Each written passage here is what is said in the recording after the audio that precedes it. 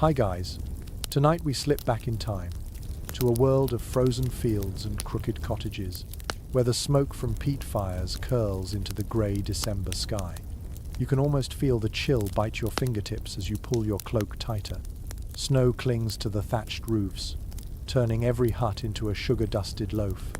The year is somewhere in the late Middle Ages, long before anyone ever dreamed of fairy lights or plastic Santas.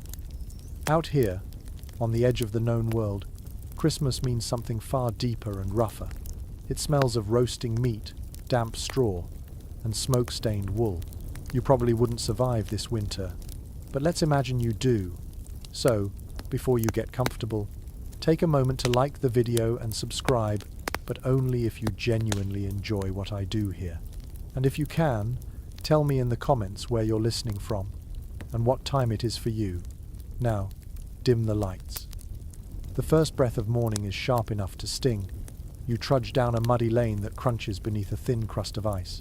Chickens shuffle in their coops, cows snort clouds into the cold air, and the whole village hums with the low, sleepy rhythm of survival. The scent of burning oak and damp wool fills your lungs. It's nearly Christmas week, and though your boots leak, there's a spark of warmth inside you, a whisper of excitement.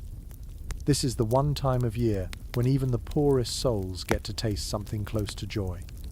The hamlet around you isn't much, a cluster of maybe 20 homes, each made of wattle and daub, walls patched with mud and straw. The thatch above is browned and uneven, crawling with moss. Inside, the floors are dirt. Still, this is home. You duck through a low door into a single smoky room. It's dim, with a central fire pit glowing under a hanging cauldron. Smoke curls upward through a hole in the roof. On the wall, dried herbs hang beside a rosary, a quiet balance between superstition and faith. Outside, the world is half dead. The fields lie frozen under a skin of frost, the last cabbages drooping like green ghosts. Livestock huddle close for warmth, yet in this bleakness, something stirs. The villagers are cleaning, fixing, mending, because Christmas approaches. It's not a single day here, it's a season of permission, a pause in the endless grind of work. Soon there will be songs, ale, laughter, and maybe a little sin. You can sense it in the way everyone moves, faster now, more hopeful, as if even the oxen understand that something holy is coming. You step outside and watch the morning light creep over the fields. Children chase one another through the frost, their breath like tiny ghosts. The older ones carry logs on their shoulders, dragging them toward the Lord's manor for the great Yule fire. That log is more than just wood, it's protection. People believe it carries luck for the year ahead, especially if it burns all through the night. Some will even save a charred piece to start next year's fire. Historians still argue whether this tradition came from pagan winter solstice rites or early Christian customs, but either way, it's sacred now. The sounds of the village rise slowly. A dog barks, an iron pot clangs, the bell at the small wooden church tolls once, a reminder that even joy requires prayer. Across the way you spot the reeve part mayor, part enforcer counting bundles of firewood owed to the Lord. He looks cold and miserable, yet proud. Everyone owes something, even in celebration. But today, no one minds. The air smells of promise. You wander past the smithy, where a blacksmith hammers a red-hot horseshoe. Sparks leap like orange fireflies. He pauses long enough to grin and mutter, "Soon be Yule, eh?" His voice cracks with smoke and ale. He has a small sprig of holly pinned to his tunic. Even the toughest men allow themselves a touch of decoration this week. By midday, the village square fills with motion. Women carry baskets of bread, their aprons white with flour. Men drag barrels of ale into the meeting hall, each one thumping down with a hollow echo. Children trail behind them, eyes wide at the thought of sweets or maybe a slice of roasted meat.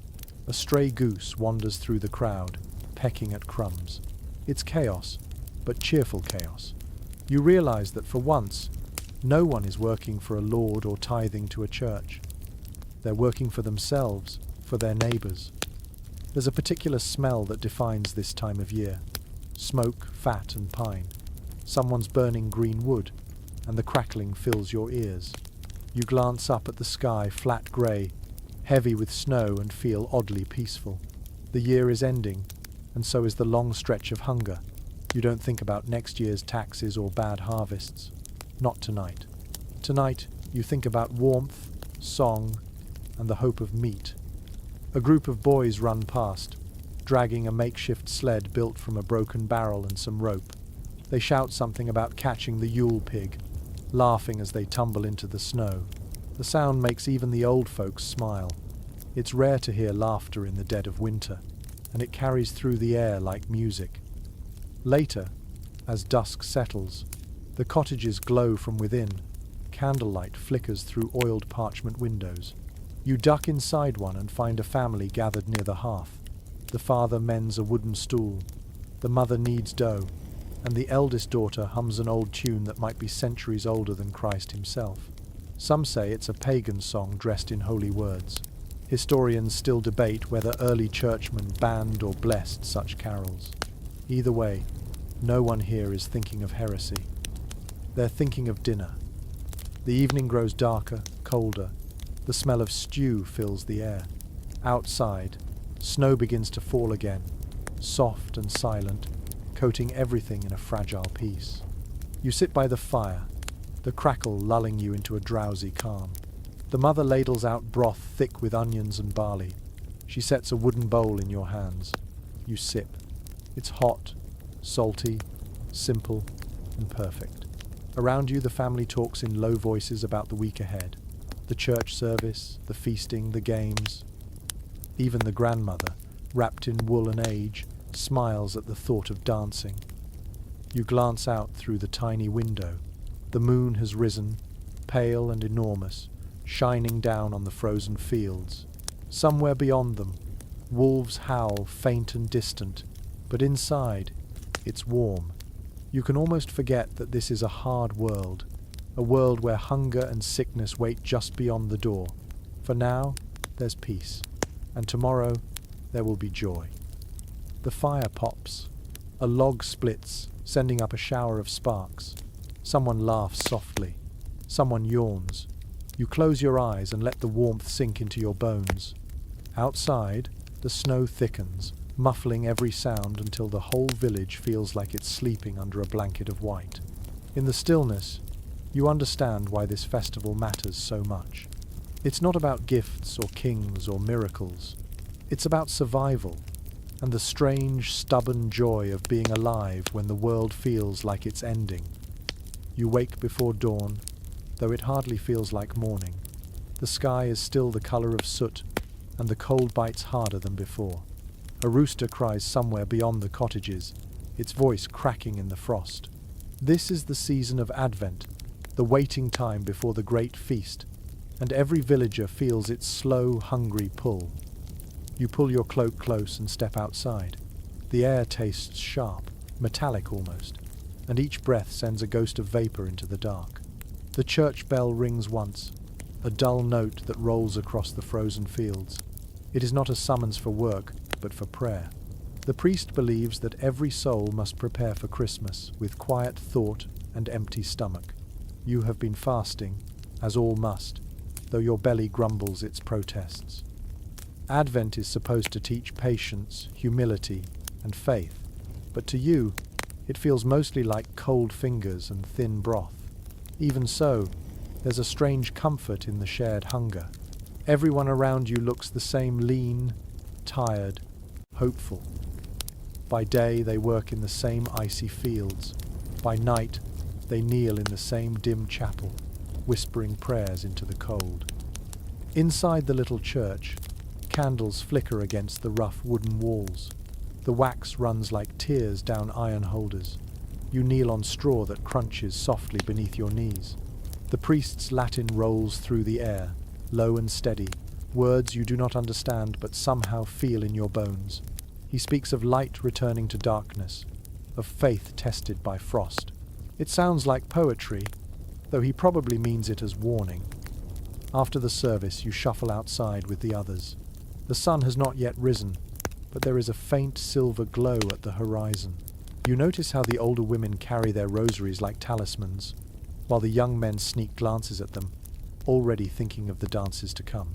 Even during fasting, the human heart finds mischief. Historians still argue whether medieval Advent was more spiritual or social, more about penance or the slow teasing of pleasure before release. Maybe it was both. Maybe that's what makes it so human. Back in the cottages, smoke rises once again. The smell of boiling cabbage and oats drifts through the lanes. You follow it to a small kitchen where a woman stirs a pot with a wooden ladle. She smiles without looking up. "Barely enough to fill a belly," she says. "But it'll keep us upright till the feast." The children beside her wait with wide eyes, spoons ready, patient but trembling with hunger. You can tell this meal means survival, not satisfaction. Outside, a thin wind rattles the door. It hums through the cracks, making the whole room shiver. You sip your bowl of gruel, thick and bland, and try to imagine the banquet that will come at Christmas. Meat, bread, ale, laughter. It feels like a dream. Yet that dream keeps everyone moving. It's strange how hope can taste better than food.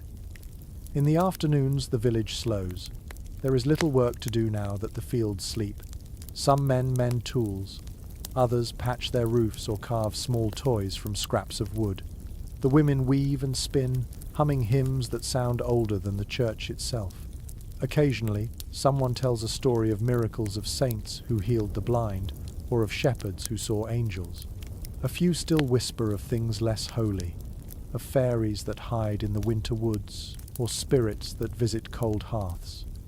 The priest disapproves, of course, but he cannot stop the old beliefs from flickering like embers beneath the new faith.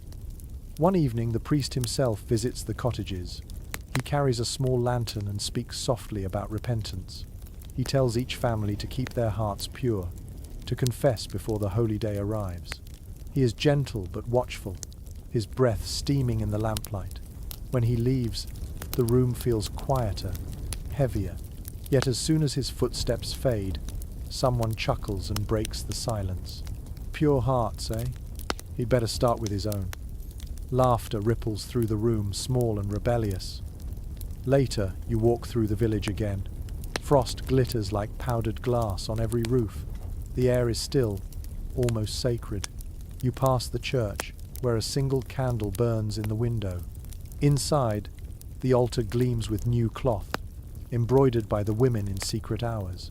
Every stitch a prayer, every thread a gift. It's a beautiful thought that even the poorest can offer something made by hand. You notice how quiet everything feels.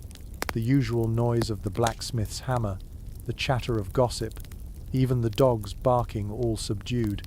It's as if the whole world holds its breath. This is Advent's true rhythm. Restraint, waiting, reverence. You start to feel it settle inside you too. The hunger dulls, replaced by something like calm. When night comes, the stars are so sharp they almost hurt your eyes. You lie awake on your straw bed, listening to the faint sounds of the village. Somewhere, a baby cries. Somewhere else, someone hums a lullaby. You stare at the rafters and imagine the warmth of the coming feast. The thought wraps around you like a blanket. Still, not everyone obeys the fasting. You hear whispers of those who sneak bites of bacon or sip ale in the dark. The reeve pretends not to notice as long as the priest doesn't find out. Even holiness has loopholes. One old man jokes that fasting keeps him young because his body is too empty to age. You laugh quietly at that, even as your stomach growls. Tomorrow, the priest will bless the candles for the season, melting old wax into new. He says the light of Advent must burn steady, symbol of hope in the darkest days. You think about that as you drift towards sleep. Maybe the light is not only in the candles, but in the people themselves, thin, tired, shivering, yet still laughing, still waiting for joy. You dream of food, of warmth, of bells ringing across the snow. Somewhere in that dream, a voice tells you the waiting is nearly over. The frost has deepened, clinging to every branch and shutter. Yet the village feels more alive than it did a week ago. The air smells of pine resin and damp earth, for this is the time when you and your neighbours begin to bring the forest indoors.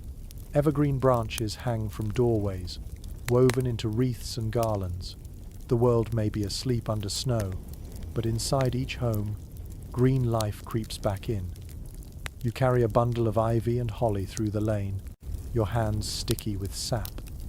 The leaves gleam even in the dim light, waxy and stubbornly alive.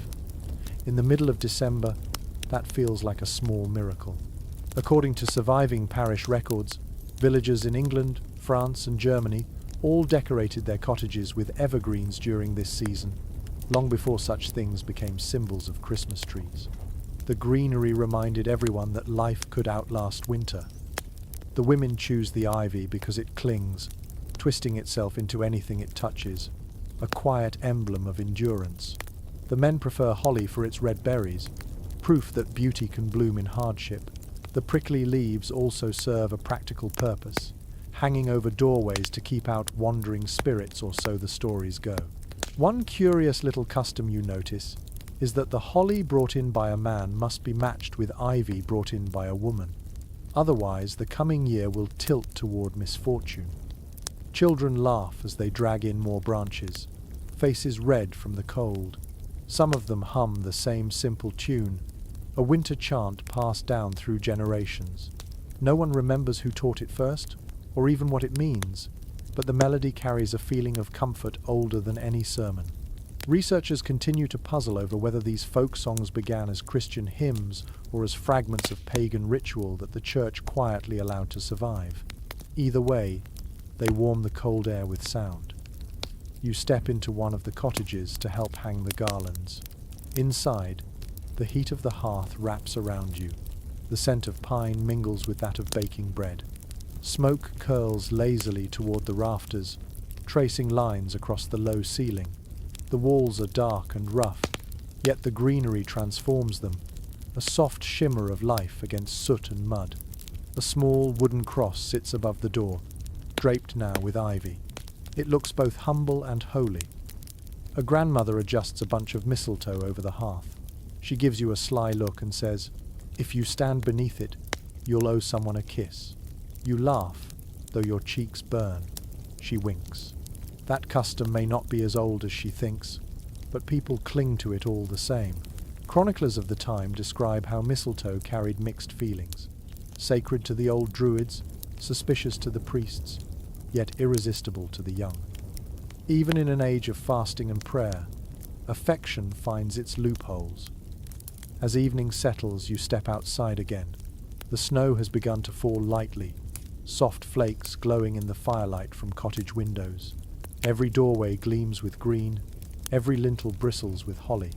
The whole village seems alive, as if the forest has moved in to keep watch. A few villagers murmur that if the ivy droops before the new year, illness will follow.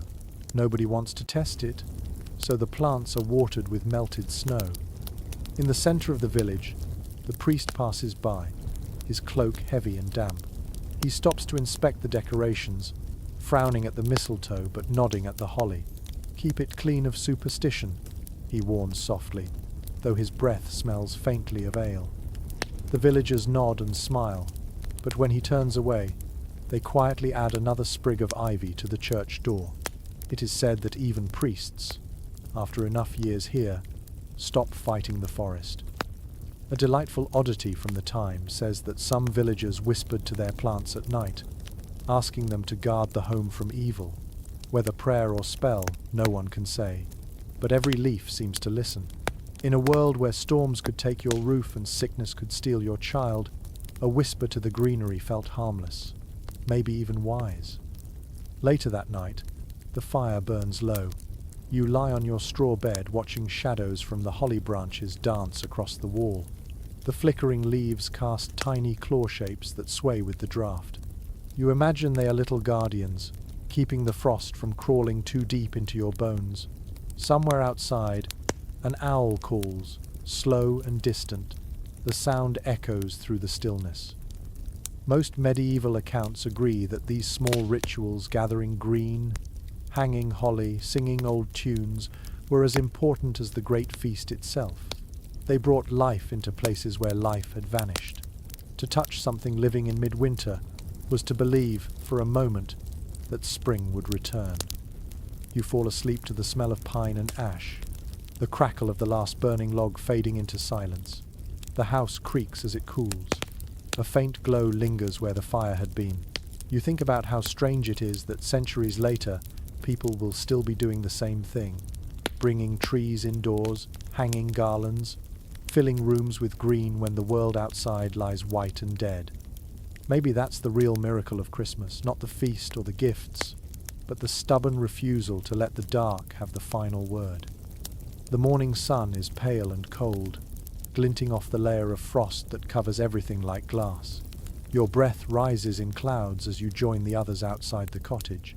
Today is slaughter day, and though the smell will turn your stomach, everyone in the village depends on what happens next. The pigs in their pens grunt softly, unaware of the fate that waits. This is not cruelty. This is survival. It is well recorded that in December, just before Christmas, most villages across Europe slaughtered their animals for the winter. The cold kept the meat from spoiling, and the feast that followed was as close to luxury as any peasant could hope for. You grip the wooden fence and watch as the men gather with their knives and buckets, faces red from cold and drink. The reeve calls out blessings, though the words sound more like habit than holiness. The sound comes quickly, the squeal, the hush, the thud, and then the air fills with the scent of blood and smoke. You look away, but not for long. No one can afford to waste a thing. Children hurry forward with bowls and cloths, collecting fat and scraps. The women already prepare the boiling cauldrons for rendering lard. It is a grisly, busy ballet, done with the precision of long practice. One curious little detail about this ritual is the way villagers used to smear a drop of pig's blood on the threshold. They believed it would keep away illness through the dark months. It sounds macabre now, but to them, it was protection. The blood marked the home as alive, sharing in the strength of the animal that had just fed them. Some whispered that skipping the gesture would invite bad luck or even famine. The butchering continues for hours. By midday, the yard is strewn with straw, feathers, and the glint of knives. The smell is thick, metallic, and oddly comforting. You begin to see why the peasants look almost cheerful. For once, they have plenty. There will be salted meat, sausages, broth, even fat for candles. The children dart about carrying pieces to the smokehouse. Everyone is part of this ritual of transformation, turning death into warmth, scarcity into hope. According to surviving manorial accounts, a portion of the meat always went to the Lord's kitchen, a reminder that even in celebration, the poor owed tribute. Yet the Lord also sent gifts in return, perhaps a jug of wine or a wheel of cheese. The exchange kept the fragile peace of the village. No one spoke of fairness, but everyone knew the rules. You help string strips of meat in the smokehouse. The air inside is thick with haze. The logs crackle beneath hanging slabs of bacon, and droplets of fat hiss as they fall into the fire. The scent makes your stomach twist with hunger. Someone hands you a slice of freshly cooked liver, still sizzling, and you take it without hesitation. It's salty, smoky, and unbelievably rich. For the first time in weeks, your body feels alive. Later, as the sun sets, the bloodied snow glows pink in the fading light. The men wash their hands in buckets of icy water, laughing as they pour the last of the ale into wooden cups. One man, already unsteady, raises his drink and shouts, "To the pig who feeds us all!" Laughter erupts around him. You drink too, though the ale tastes like bitter bread. It burns pleasantly as it goes down. No one wastes the remains.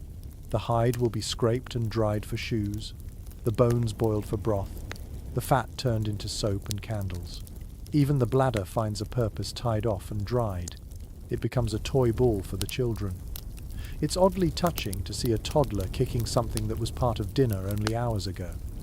Some chroniclers from the 14th century wrote that villagers viewed this day as both sacred and dangerous.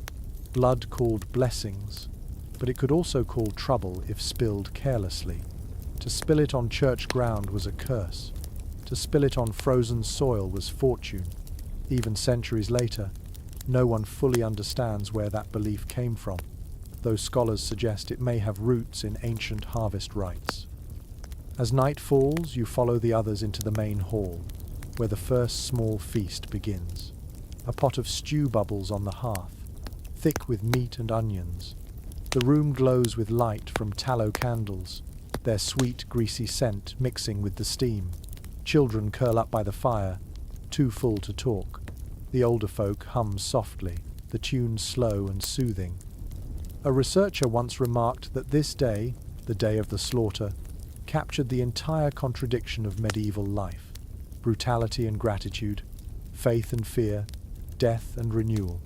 Watching the villagers now, you see how true that is. They bless their food with one hand and drink to their own survival with the other. When you finally step back outside, the stars are sharp in the black sky. The snow crunches under your boots. Behind you, laughter spills from the hall, muffled by the cold air. You feel something stirring in your chest, not quite joy, not quite sadness. Maybe it's relief. The worst of winter is still ahead, but tonight, everyone has eaten, and that's enough. You pause beside the fence where the pigs had been. The ground is hard and red. The air is utterly still now, except for the faint crackle of the fires. You look up at the moon and realize that tomorrow, the same people who held knives today will kneel in church and pray for mercy. And somehow, both things will make perfect sense. The frost sparkles in the morning light as if the world has been sprinkled with crushed glass. Your breath steams in front of you while you walk toward the ale shed behind the tavern. Inside, the air is warm and rich with the smell of malt and yeast. A group of villagers stands around a massive wooden vat, laughing as they stir a bubbling mixture with long paddles. It is brewing day, and the mood feels different now, less grim, more hopeful. According to the few records that survive, brewing was one of the most important communal tasks in medieval villages, especially around Christmas. Each household contributed barley or oats, and the brew was shared freely or almost freely during the 12 days of celebration. The ale was thick, dark, and often sweet, flavoured with honey or herbs instead of hops. For peasants, it was both drink and food, a safe replacement for water and a source of strength in the cold. You watch as a woman named Agnes tosses dried rosemary into the vat. "Keeps the evil spirits out," she says with a grin. You're not sure whether she means it seriously, but no one argues. In a world where sickness and misfortune seem to have minds of their own, why risk it? One curious little habit is that some brewers carved small crosses into their stirring paddles before beginning, believing that would make the ale stronger and less likely to sour. The mixture bubbles and steams. The smell is intoxicating, sharp and earthy. The men taste it with wooden spoons, humming in approval. Children gather near the door, pretending to help, but mostly hoping for a sip. A few will get one. By the end of the day, nearly everyone will be slightly tipsy, and no one will think that strange. Most accounts from the period suggest that alewives women who brewed and sold ale were central figures in village life. They were business women in a world that rarely allowed women much independence. The church tolerated them, but only just. Too much profit or too much laughter, and the priest would accuse them of vanity or sin.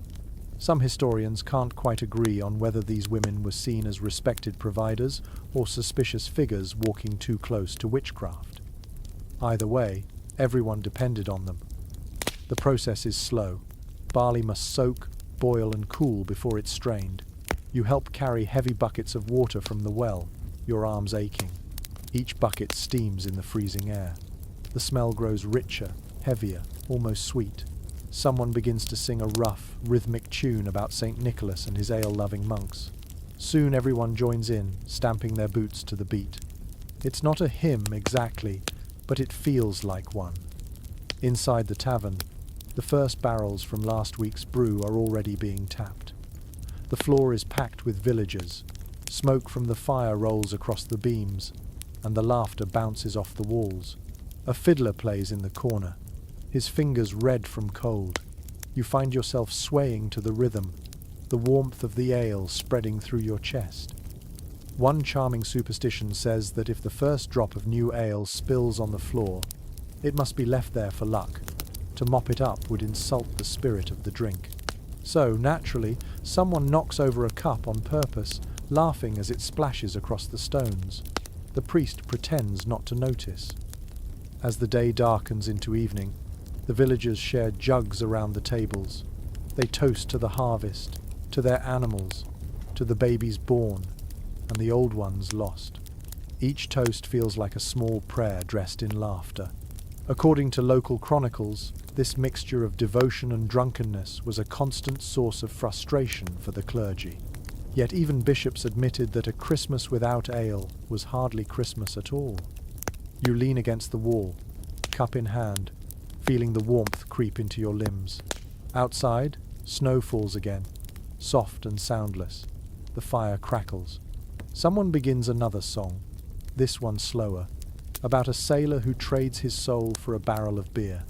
The crowd joins in on the chorus, voices rough but joyful. Toward the end of the night, a young boy climbs onto a stool and declares himself Lord of the Ale, wearing a crown of straw and holly. The room bursts into applause. He orders everyone to drink more, and they obey him, half in jest, half in gratitude for the excuse. The reeve laughs and pretends to kneel. It's harmless misrule, a little taste of rebellion before returning to the grind of daily life. You sip the last of your ale and feel a pleasant fog settle over your mind. The music fades to a hum, the laughter to murmurs. In the corner, two old men doze beside the fire, their mugs still in hand. The air is thick with smoke and comfort. It remains a mystery to modern historians whether medieval villagers truly believed that drink could sanctify a celebration or simply forgot their troubles more easily with full mugs. Either way, ale has become the pulse of the season, a humble alchemy that turns grain, water, and patience into joy. When you step outside at last, the cold air hits your face like a splash of water. The snow glows pale under the moonlight, and somewhere nearby, you hear someone still singing, their voice echoing through the stillness. The world feels softer now. You smile, pulling your cloak tighter, and make your way home through the glittering frost. The warmth lingers in your belly long after the tavern lights fade behind you. The next morning, your head aches slightly from last night's ale, but the air outside is sharp enough to wake even the sleepiest soul. A pink glow stretches across the sky, hinting at another day of snow. The village is alive again, this time with purpose. Today, you're heading to the winter market, a gathering that turns a sleepy countryside into a swirl of colours, smells, and voices. You follow the others down a frozen track, your boots crunching on the ruts of ice. A cart ahead creaks under sacks of wool and jars of honey. The sound of a distant bell drifts over the fields. You pull your cloak tighter, feeling the wind nibble at your face. It's a hard journey, but no one complains. For once, there will be music, goods from other villages, and the faint thrill of seeing strangers. It's well recorded that winter fairs were among the few times when medieval peasants could buy, sell, and trade freely, without direct interference from their lords. Even the poorest farmer might save a few coins for this day. The markets were temporary bursts of freedom, sanctioned chaos where wealth and poverty mixed without the usual barriers. As you reach the outskirts of the market, the smell hits first wood smoke, roasting chestnuts, animal dung, and freshly baked bread. Then the noise swells. Traders shouting prices, goats bleating, children laughing, and somewhere the rhythmic beat of a drum. Stalls line the square, their roofs sagging under frost. Lanterns sway in the breeze, painting the scene in shifting gold and shadow. You pause to take it all in. There's a butcher selling sausages still steaming in the cold, a woman from a nearby village offering bright ribbons dyed with berries, a monk peddling charms and relics. Some are real, some perhaps not. One curious little detail from old fair records mentions that even priests occasionally joined the bustle, selling indulgences or holy tokens to fund church repairs. Nobody seemed to mind the hypocrisy too much. A group of jugglers performs near the well, tossing wooden clubs into the air while the crowd cheers. Beside them, a fiddler scrapes a lively tune, and a few brave souls dance despite the cold. You find yourself smiling, the rhythm tugging at your feet. A child runs past, clutching a stick of sugar, rare and expensive, licking it like treasure. You can almost taste the sweetness in the air. At one corner of the square, a merchant displays spices from faraway lands: nutmeg, cinnamon, and cloves. The scent is intoxicating. You can hardly believe such things exist, let alone find their way here. Straight from Venice, the merchant insists, though his accent sounds local enough. According to surviving trade accounts, these rare spices often changed hands dozens of times before reaching villages like this. Each pinch was worth a small fortune. Nearby, a fortune teller in a patched cloak reads palms for a penny. Your luck rises with the snow, she tells one farmer, her eyes bright under the shadow of her hood. The crowd laughs, tossing her coins anyway. Folklorists note that such women were both feared and sought after, half healer, half entertainer. No one really believed them, yet everyone listened. You stop to buy a length of rough wool, trading a handful of barley for it. The seller nods approvingly, wrapping it in paper. The deal feels almost ceremonial, a reminder that even simple exchanges bind people together. Commerce, in its own way, is as holy as prayer out here. By midday, the square is packed. You spot familiar faces among strangers. The smith from your village, his apron still black with soot. The reeve arguing over the price of salt. A young couple holding hands shyly near a bread stall. For a moment, you forget the hardship of winter. The world feels bigger, brighter, full of possibility. One of the more amusing oddities of the medieval winter market was the sale of miracle trinkets, tiny clay charms shaped like pigs, angels, or even shoes. People believed they could bring luck, fertility, or better harvests. You pick one up, shaped like a small bird with painted wings. It feels rough but oddly comforting. The merchant tells you it will keep nightmares away if you hang it above your bed. You don't know if you believe him, but you buy it anyway. As the afternoon fades, snow begins to fall again, drifting gently through the lantern light. The air fills with music and laughter. Somewhere, a storyteller begins reciting a tale about Saint Martin and his enchanted horse. The crowd gathers close, faces glowing in the firelight. You listen, letting the rhythm of his voice carry you. Scholars today still puzzle over whether these winter fairs were more about trade or about preserving community spirit through shared imagination. Perhaps both were true. When the story ends, people cheer, toss a few coins, and begin their journey home. You wrap your new cloth tight around your shoulders and follow the others through the darkening lane. The snow crunches softly beneath your boots. Ahead, the village glows with firelight, its smoke rising into the violet sky. As you walk, you think about how fragile and beautiful this little world is. A handful of cottages, a few animals, a patch of frozen ground, and yet, in these short days, it feels enough. The fair might vanish by dawn, the laughter fade, but for now, everyone carries home a little spark of warmth, tucked away like a secret ember. You glance down at the small clay bird in your hand. Its wings are chipped, but its shape is sure. You smile, feeling the faintest flutter of hope. Tomorrow, life will return to its usual rhythm. But tonight, the memory of the market hums softly in your mind, like the last note of a song that refuses to fade. By the next evening, the village hums with a new kind of energy. The air is warmer inside the cottages, thick with smoke and laughter. Christmas draws closer, and along with it comes something the priest tries to contain but never truly can: the Festival of Misrule. It begins quietly, as many dangerous things do, with a joke, a wink, and a fool's crown woven from straw and holly. You stand near the door of the tavern, watching as the crowd cheers. A boy of 16 climbs onto a table, grinning from ear to ear. Someone places the makeshift crown on his head. The crowd roars its approval, shouting, Hail the Lord of Misrule! He bows dramatically, pretending to bless them all. For one night, order turns upside down. The humble become kings, and the pious become merry sinners. According to several medieval chronicles, this custom of appointing a Lord of Misrule was widespread throughout England and parts of France. The church tolerated it, though uneasily.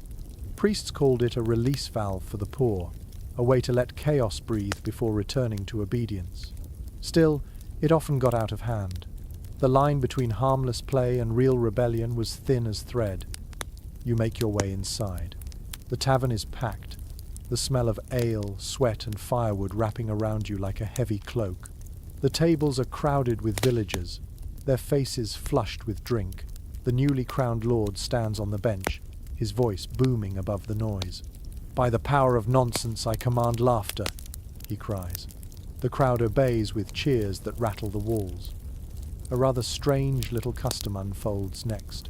The Fool King chooses his queen, usually a shy girl who blushes crimson as she's brought to stand beside him. Together they preside over the games, ordering mock punishments and ridiculous challenges. You see one man made to hop like a frog until he spills his cup, another forced to sing with his head wrapped in cloth. The laughter is wild, and even the priest, sitting stiffly in the corner, can't help but smile. It's worth noting that in this moment, the village is alive with contradiction. Everyone knows that by tomorrow they'll return to kneeling in church, to scraping the frost from the fields, to bowing their heads before the Reeve and the Lord. But tonight, they rule themselves. One chronicler wrote that this night allowed peasants to taste liberty safely. And looking around, you can feel how deeply that liberty matters. A local superstition adds its own charm to the evening. It is said that if the Lord of Misrule spills his drink 3 times, the coming year will bring storms and spoiled crops. So, naturally, the villagers do everything they can to make him spill it, laughing until tears stream down their faces. The Fool King clings to his mug with both hands, balancing like a ship in rough seas. He succeeds for a while, but finally trips over a dog. The ale splashes across the floor, and everyone groans as if the world has ended. Some researchers believe that this entire ritual had ancient roots, perhaps born from older solstice festivals that honored the turning of the year with wildness and parody. Nobody's entirely sure, though. It might simply be that humans have always needed one night to forget who's in charge. You watch as the mock king is hoisted on shoulders, carried outside into the snow, his laughter echoing into the night. The stars are clear and sharp above the roofs. Torches flare in the cold air. People sing a rough tune, part hymn, part drinking song. The rhythm is infectious, and before long you're singing too. Even the Reeve, red-faced and staggering, joins the chorus. For once, the hierarchy dissolves completely. Everyone is just a voice in the dark, rising together against the cold. When the singing fades, the crowd spills back into the tavern. A roast goose turns slowly over the fire, its fat dripping and hissing in the flames. The smell makes your mouth water. Children peek in from the doorway, their eyes shining. The Lord of Misrule, now seated like a king, declares that everyone must dance before eating. A fiddler tunes his strings, and soon the benches are pushed aside. The floorboards thump under stomping feet. You dance too, spinning in the smoky air until your legs ache. The laughter is endless. Someone hands you a mug, someone else slaps your shoulder. It's chaos, but the best kind. Even the priest, still trying to look disapproving, ends up tapping his foot to the rhythm. As the night deepens, the fire burns low. A woman begins to tell a story about a beggar who tricked the devil on Christmas Eve. The crowd hushes, leaning in. Her voice rises and falls like music. When she finishes, there's a pause before the whole room bursts into applause. It's strange how easily laughter turns to awe in this place. Before the fire dies completely, the Lord of Misrule stands again, raising his mug. "Tomorrow we return to sense," he says, his grin soft now. "But tonight we've lived like kings." The crowd murmurs agreement. The moment feels tender, almost holy. Outside, Snow begins to fall again, fine and glittering. You step out and watch it drift through the torchlight. The world is utterly still except for the faint echo of laughter from inside the tavern. For a fleeting second, you feel that strange balance between reverence and rebellion that defines these people's lives. Even centuries later, scholars still go back and forth on whether this night of chaos strengthened faith or quietly challenged it. Perhaps both are true. After all, in the middle of winter, when the world feels brittle and small, laughter itself might be the truest form of prayer. Dawn creeps softly across the village, a pale light seeping through low clouds. The air feels heavy, carrying the quiet hum of something sacred. The night of laughter and misrule is over, replaced by the still anticipation of Christmas Eve. You can hear the church bell tolling in the distance, its deep voice rolling through the frosted fields. The villagers, bleary-eyed but solemn now, begin to prepare for midnight mass. You walk the familiar path to the church, boots crunching on the thin crust of ice. Your breath rises like smoke in the cold. The small stone building waits at the edge of the woods, its roof dusted with snow, its windows flickering faintly with candlelight. Inside, the scent of beeswax and incense drifts through the air, sweet and smoky. The sound of low voices praying reaches you before you even push open the creaking door. Most medieval accounts agree that this night was the true heart of Christmas, when even the poorest souls gathered under one roof to remember a story that had outlived kings and kingdoms. No matter how weary or hungry they were, the villagers came, wrapped in rough wool and faith. The floor is covered in rushes and pine branches, soft underfoot and fragrant. You step inside, and the door closes behind you with a quiet thud that seals out the winter. The church is dim, except for the candles along the altar, their flames dancing like tiny stars. You take a seat beside a woman clutching her infant, her face illuminated by the glow. The priest stands before the congregation, his voice deep but tender as he begins the Mass. He speaks of light entering darkness, of hope reborn in the coldest hour. Even if you don't understand every Latin phrase, the rhythm of it feels like a song you've always known. It's well recorded that the midnight service in small villages was both sacred and social, an event that blurred the line between worship and reunion. Neighbours who might not have spoken all year now shared glances of warmth. For a few hours, everyone was equal under candlelight. The choir begins to sing, their voices rough yet beautiful. The sound rises into the rafters, mingling with the scent of resin and tallow. It fills the small space completely, and you feel it in your chest, a vibration more than a melody. You look around and see faces lifted, eyes closed, lips moving silently in prayer. In this flickering half-light, even the most ordinary people seem radiant. A rather curious custom catches your attention. Between prayers, a group of boys dressed as shepherds moves down the aisle, carrying wooden staffs and singing in their own playful rhythm. They act out the nativity, clumsy and heartfelt. The baby Jesus is nothing more than a bundle of rags, but the smiles on the villagers' faces are genuine. A few laugh softly when one shepherd forgets his line. The priest pretends to frown but hides a smile behind his sleeve. Some researchers note that these impromptu performances were among the earliest forms of folk theatre, born right here in small parish churches. The boundary between devotion and entertainment was fluid, and that looseness gave people a way to feel closer to the divine. After all, faith lived not just in words, but in laughter, in shared warmth, in the faces of friends. You notice how the wax drips slowly down the candles, thick and golden. It pools on the altar like frozen sunlight. The priest raises a chalice, and the congregation kneels. The floor creaks softly beneath the weight of bodies and winter clothes. Outside, wind moans against the walls, but inside there is only stillness. You can almost feel the rhythm of 100 heartbeats, steady and reverent. When the last hymn fades, the priest blesses the people and steps back. For a long moment, no one moves. Then, one by one, they rise, their movements slow and gentle, as if waking from a shared dream. The candles flicker, and shadows dance on the stone walls.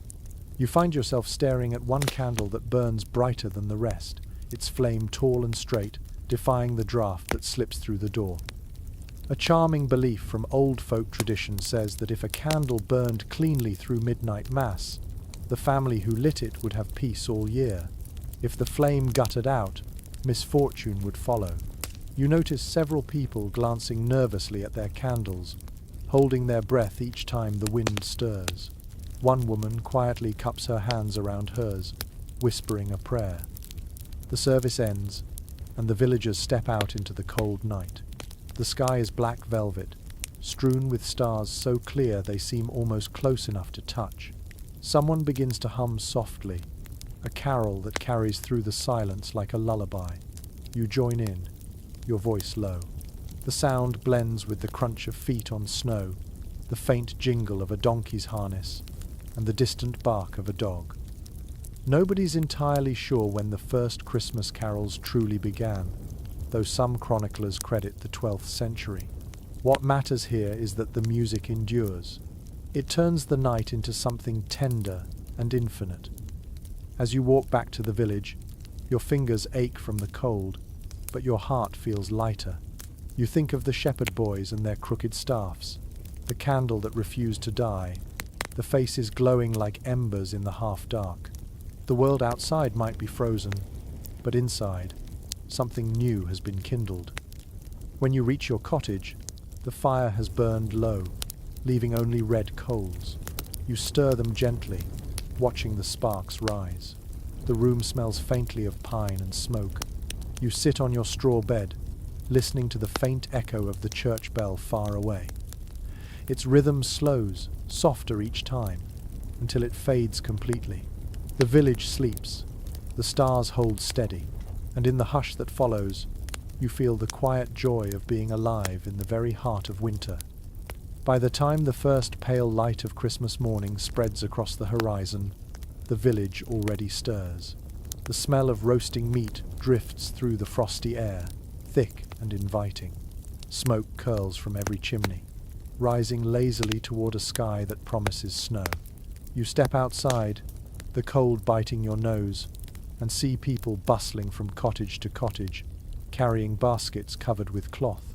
The quiet solemnity of last night's mass has shifted into cheerful commotion. Today is the feast, the day everyone has been waiting for. After weeks of fasting, of thin soups and humble prayers, it is finally time to eat. Even the poorest family will have something rich and satisfying, for this is not a day to count coins. You can almost taste the joy in the air. According to surviving manorial records, Christmas Day was one of the few times in the medieval year when labourers could expect permission to rest, eat freely, and visit neighbours without punishment. Lords opened their stores of grain, and the church often distributed bread and ale to those in need. It was, for a brief moment, as if hunger and hierarchy agreed to call a truce. Inside your neighbour's cottage, the air is thick with warmth. A great iron pot bubbles on the hearth, filled with mutton and root vegetables. A slab of pork sizzles nearby, the fat popping in the flames. The table is crowded with trenchers of coarse bread, dried apples and steaming puddings. Children sit cross-legged on the floor, eyes wide, waiting for their share. A woman stirs a pot of custard thickened with egg and ale, humming softly under her breath. A curious little culinary detail from the period is the habit of baking entire birds inside pies, sometimes even smaller birds inside larger ones. You see one such creation here, its crust golden and cracked, the smell almost dizzying.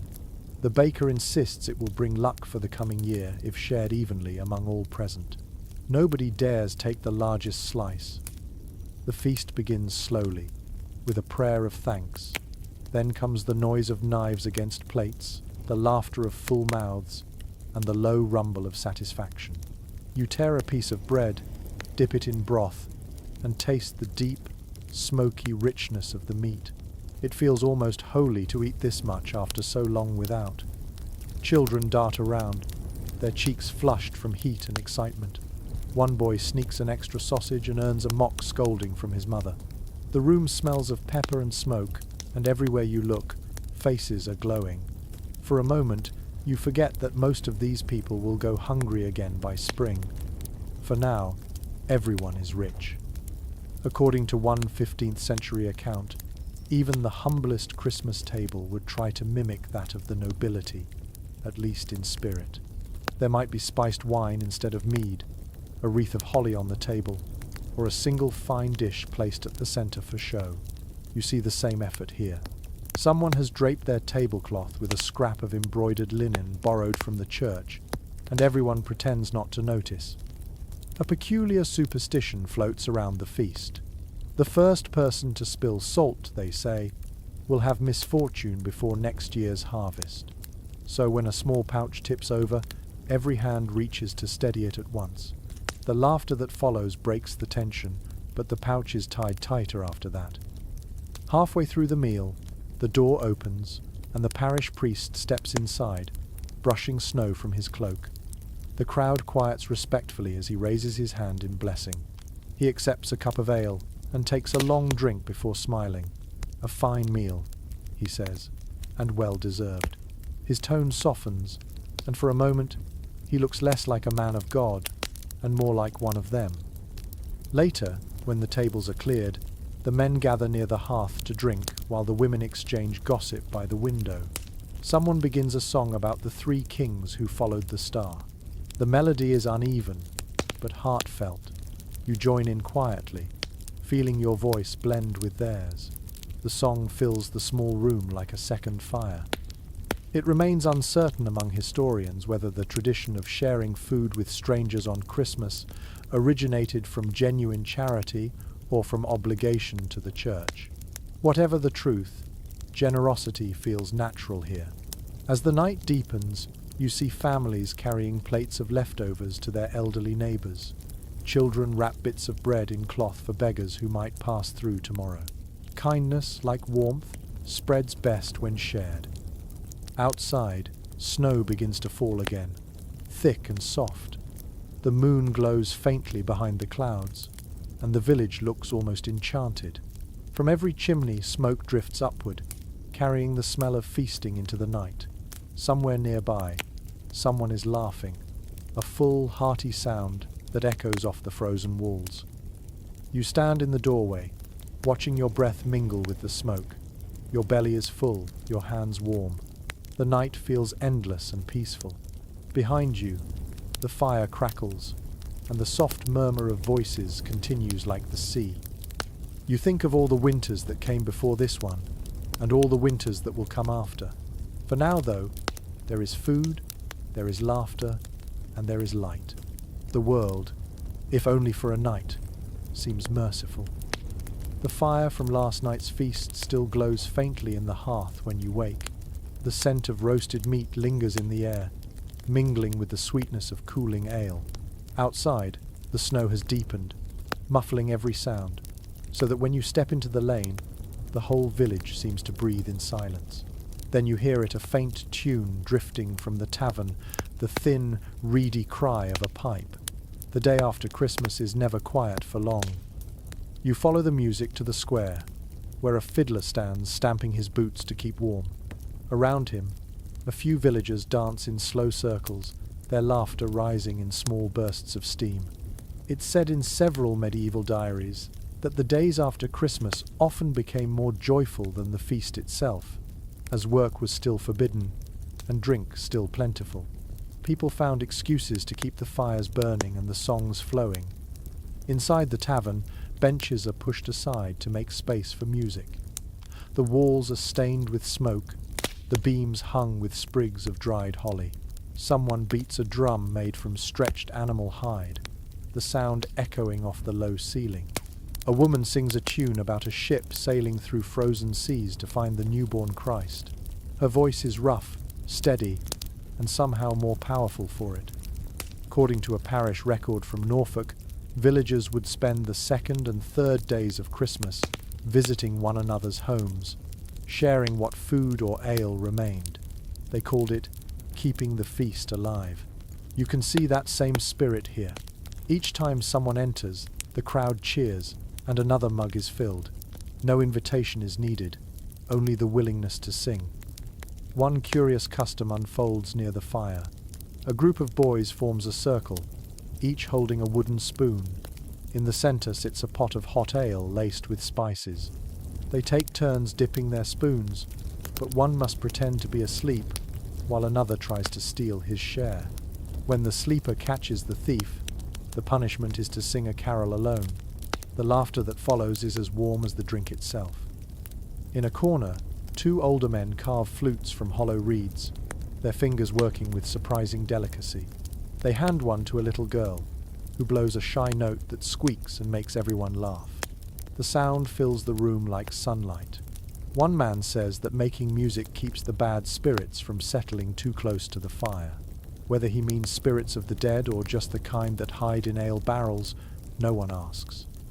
It's well known from local church warnings that priests often frowned on such revelry, calling it profane noise. But even they understood that music was part of what made the season human. When work ruled every other day of the year, song was rebellion.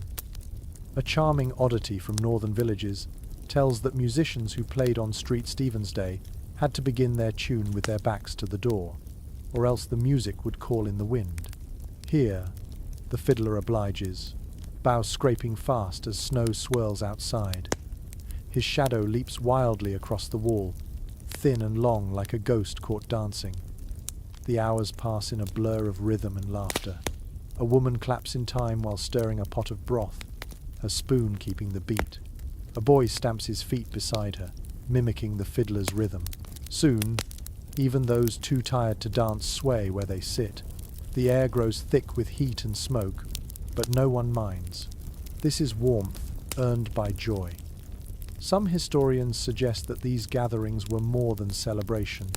They were quiet declarations of identity.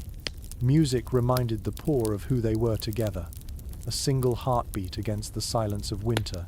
Watching the faces around you now lined, flushed, glowing, you sense the truth in that. By nightfall, the fiddler slows his bow, drawing the last note into stillness. The sound lingers, like breath on glass. The room falls quiet. Then, softly, someone begins to hum. The tune spreads, growing into a carol so gentle that it almost feels like a prayer. The refrain tells of hope that does not end, of spring hidden beneath the frost. You hum too, your voice barely above a whisper. When the song fades, people begin to drift home. The air outside is still sharp, but it no longer feels cruel. You can hear faint melodies echoing from other cottages, each house its own small orchestra. Smoke rises in ribbons through the starlight, carrying the day's laughter up into the sky. As you walk back through the snow, you catch yourself tapping your fingers against your leg, keeping time with a rhythm that won't quite leave you. Somewhere in the distance, a dog barks once and falls silent. You smile to yourself, half humming, half shivering. It remains unclear among scholars whether these spontaneous celebrations were remnants of ancient pagan music rites or simply the human need to fill darkness with sound. Whatever their origin, they belong entirely to nights like this. The music is gone now, but the warmth stays in your chest, steady as the slow beat of your heart. You reach your door, push it open, and step into the faint glow of the dying fire. The coals pulse softly, as if remembering the song. You sit beside them, letting your eyes close. The last thing you hear before sleep takes you is the wind outside, moving through the trees in a rhythm almost like the fiddler's tune, carrying the memory of the feast into the frozen night. Morning comes with a soft drizzle of snow, the kind that drifts rather than falls. The fields outside the village glimmer faintly in the pale light. Inside, the scent of ashes lingers in the air, mixed with the faint sweetness of yesterday's ale. Christmas still stretches ahead, each day its own small celebration. Today, the talk is of charity, though not everyone agrees on what that word really means. You find yourself following the villagers to the churchyard, where a line has already formed by the doors. The priest stands near the threshold, robes lifted against the cold, blessing each basket that passes. Inside them are gifts, bread, cheese, and a few small coins to be distributed among the poorest families. It is well recorded in parish rolls that every community was expected to perform some act of almsgiving during Christmastide. But the form of it often depended on how much a family could spare, and how willing they felt after so many days of feasting. A merchant from a nearby town arrives with a sack of dried peas and a jug of wine. The crowd murmurs its approval, though a few whisper that he does it for show. Charity, after all, carries its own strange pride. You notice one woman quietly slipping a heel of bread into another's hand without ceremony. No blessing, no speech, just kindness, done quickly and without witness. Somehow that gesture feels purer than all the prayers. A charming custom appears among the children. They walk from house to house carrying small branches of holly, singing verses in exchange for scraps of food or coins. It is a sort of game, but also a gentle reminder to the adults that generosity is expected. One child sings off-key and earns not just a coin, but a slice of pie. The laughter that follows rings louder than the church bell. According to a fragmentary sermon preserved in a monastery archive, priests often warned that charity given without humility was worse than greed. Yet even they admitted that public generosity inspired others to do the same. You watch as the villagers gather at the well, trading bits of food and gossip, their hands chapped but steady. The rhythm of giving seems to warm the air itself. Later, back inside your cottage, you help prepare a loaf for the widow who lives by the edge of the woods. The dough is coarse and heavy, but you press a thumbprint into the top, a small mark said to bring blessing. When you deliver it, she invites you in, her cottage dim and smoky. She pours you a cup of thin ale and tells stories of her youth, of winters colder than this one, when charity meant survival. We shared everything, she says softly, because there was nothing else to share. Some researchers note that during the later Middle Ages, acts of giving at Christmas gradually turned from communal duty into gestures of personal piety. People gave to save their souls as much as to help their neighbours. Perhaps both reasons mattered. Watching the villagers today, you sense that even small kindnesses are tangled with hope for mercy. Outside again, the air carries the smell of roasting nuts and pine smoke. Children chase one another through the lanes, waving their sprigs of holly. At one doorway, a farmer stands arguing with his wife over how much grain to give to the church tithe. "We can spare it," she says. "God will see." He scowls but finally nods. The small sack of barley disappears into her apron. It will feed someone else's child before nightfall. A curious little superstition lingers among the villagers.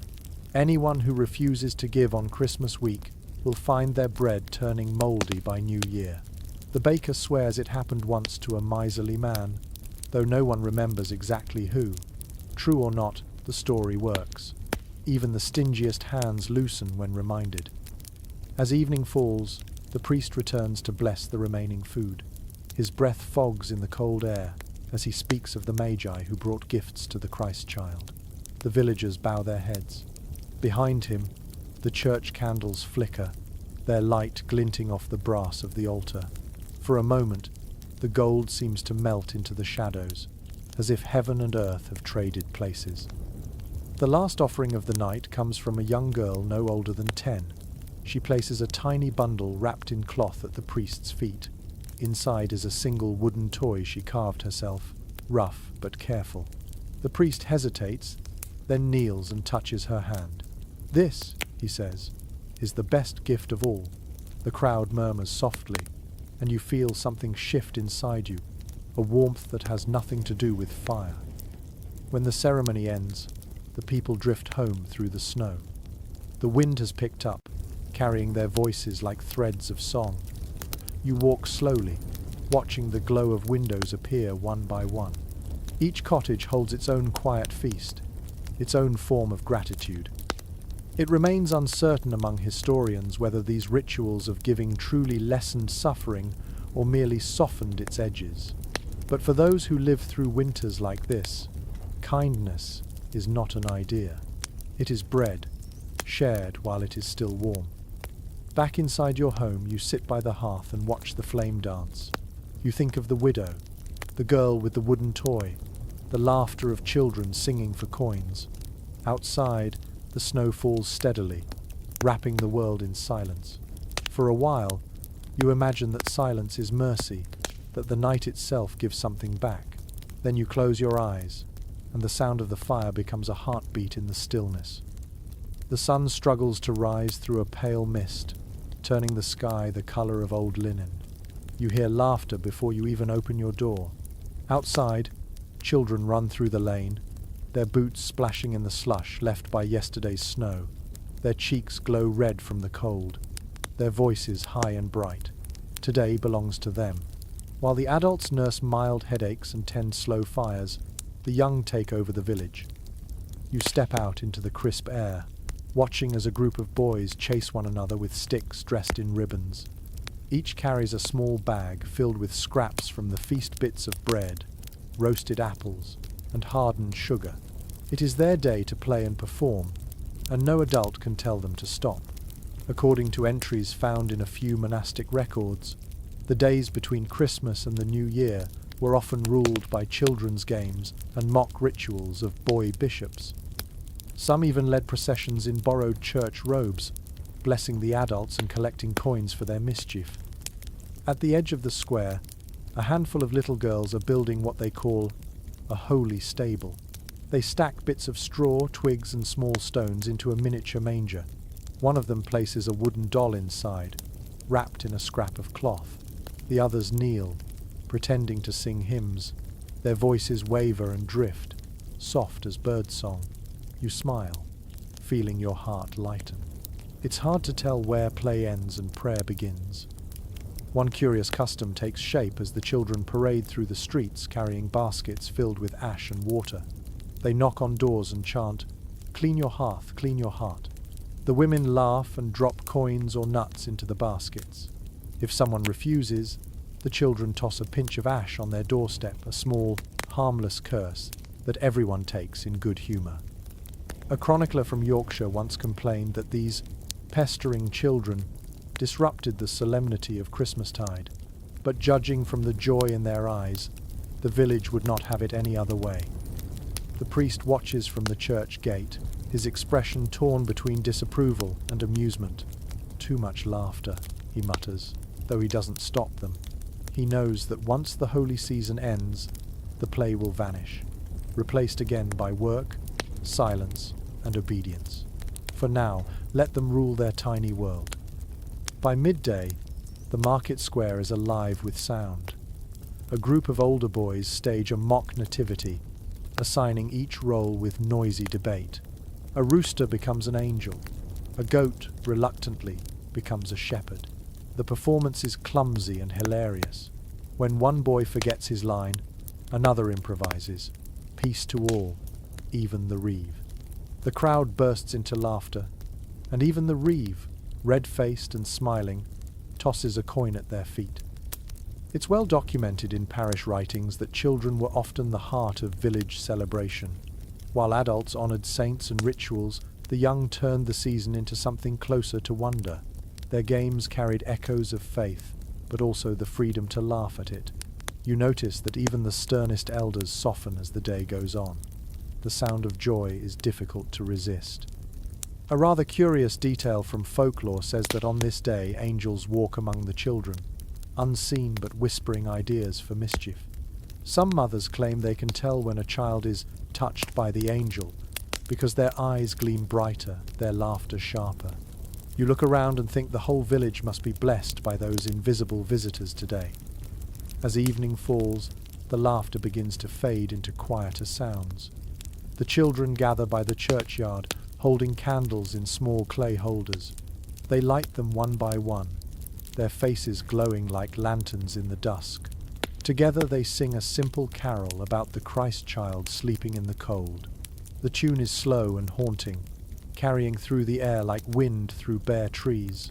Adults join in softly, creating a low harmony that seems to warm the night itself. Some scholars still puzzle over whether these childhood processions were meant as religious devotion or as training for adult community rituals. Perhaps it was both a way to teach reverence through play. Watching the small flames tremble in the dark, You sense that the children understand something the adults have forgotten, that joy, when shared, becomes holy on its own. After the final verse, the children blow out their candles and scatter, their laughter trailing behind them like sparks. The square grows quiet again. You linger, looking at the faint wisps of smoke rising from the extinguished flames. The smell of tallow and pine lingers, and for a moment, the air feels sacred in its stillness. When you return to your cottage, the fire has burned low. You stir the embers, and the orange glow brightens the room. You can still hear faint echoes of singing outside, fading as families settle in for the night. On the table sits a small gift, a piece of carved wood shaped like a star. One of the children must have left it. You run your fingers over the rough surface, smiling. It remains unclear among historians whether these village customs of children's play had deeper meaning, or were simply fragments of joy left untouched by the strictness of the church. But it hardly matters. On nights like this, when laughter and faith share the same breath, the world feels softer, lighter. You place the wooden star near the hearth, where it catches the firelight. The shadows around it seem to move gently, almost as if dancing. Outside, the snow begins again, thin and slow, like a lullaby for the world. You sit for a while, listening, until the crackle of the fire fades into the quiet rhythm of sleep. The next morning is grey and still, the kind of day when breath hangs in the air and the sound of footsteps feels too loud. The feasting and laughter have quieted now, replaced by slower movements and lower voices. You wake to the sound of the fire crackling weakly, its last few coals glowing under a bed of ash. Outside, the snow lies untouched, smooth as parchment. It is the perfect day for reflection.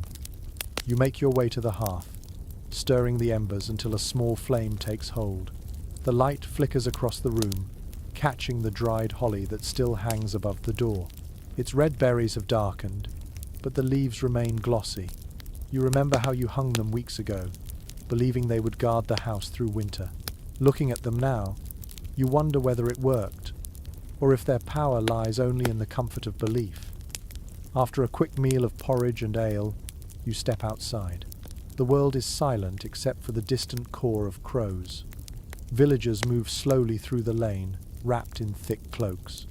You follow them toward the church, where the priest has announced a gathering. It is not a service exactly, but a time for shared prayers and stories, a way to fill the gap between holy days. Inside, the church feels different than it did at midnight mass. The air is heavier, scented with old wax and damp stone. People sit in small groups around the hearth at the back, talking quietly. The priest begins with a reading, but soon the conversation drifts. Someone asks whether angels truly walk the earth during Christmastide. Another swears they saw a light in the fields last night that could only have been a sign. The discussion hums softly, half faith, half imagination. According to surviving records from small parishes, these informal gatherings often turned into debates about the nature of miracles and signs. They blurred the line between theology and folklore, between what the church taught and what the villagers had always believed. You can sense that same mixture here, curiosity and comfort woven together. One man speaks of a dream he had during the feast, where a figure in white offered him bread that turned to light. The priest nods approvingly, calling it a vision of grace. An old woman counters with her own tale. A black bird flew into her cottage and refused to leave, then vanished when she whispered a prayer. "A warning," she says, eyes wide. A few nod in agreement. Others smile indulgently. A curious little saying circulates during the talk. No dream comes empty in the days of Christ. It means that every vision, even nonsense, carries some kind of message. You find yourself wondering what your dreams have been trying to tell you. The conversation drifts again, this time toward magic. Someone mentions the old belief that holly leaves can repel witches if burned before sunrise. Another claims the church bell's sound drives away wandering spirits that still roam during the 12 days.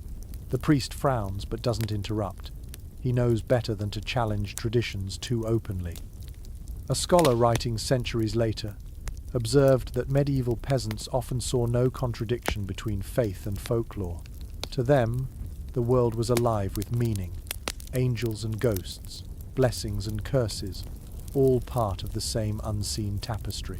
You can feel that truth in the room, as if every candle flame listens as well as burns. As the day passes, the priest brings out bread and cheese for all to share. The simple meal turns the debate into something more like a gathering of family than a sermon. People laugh, tease one another, tell stories that shift between holy and humorous.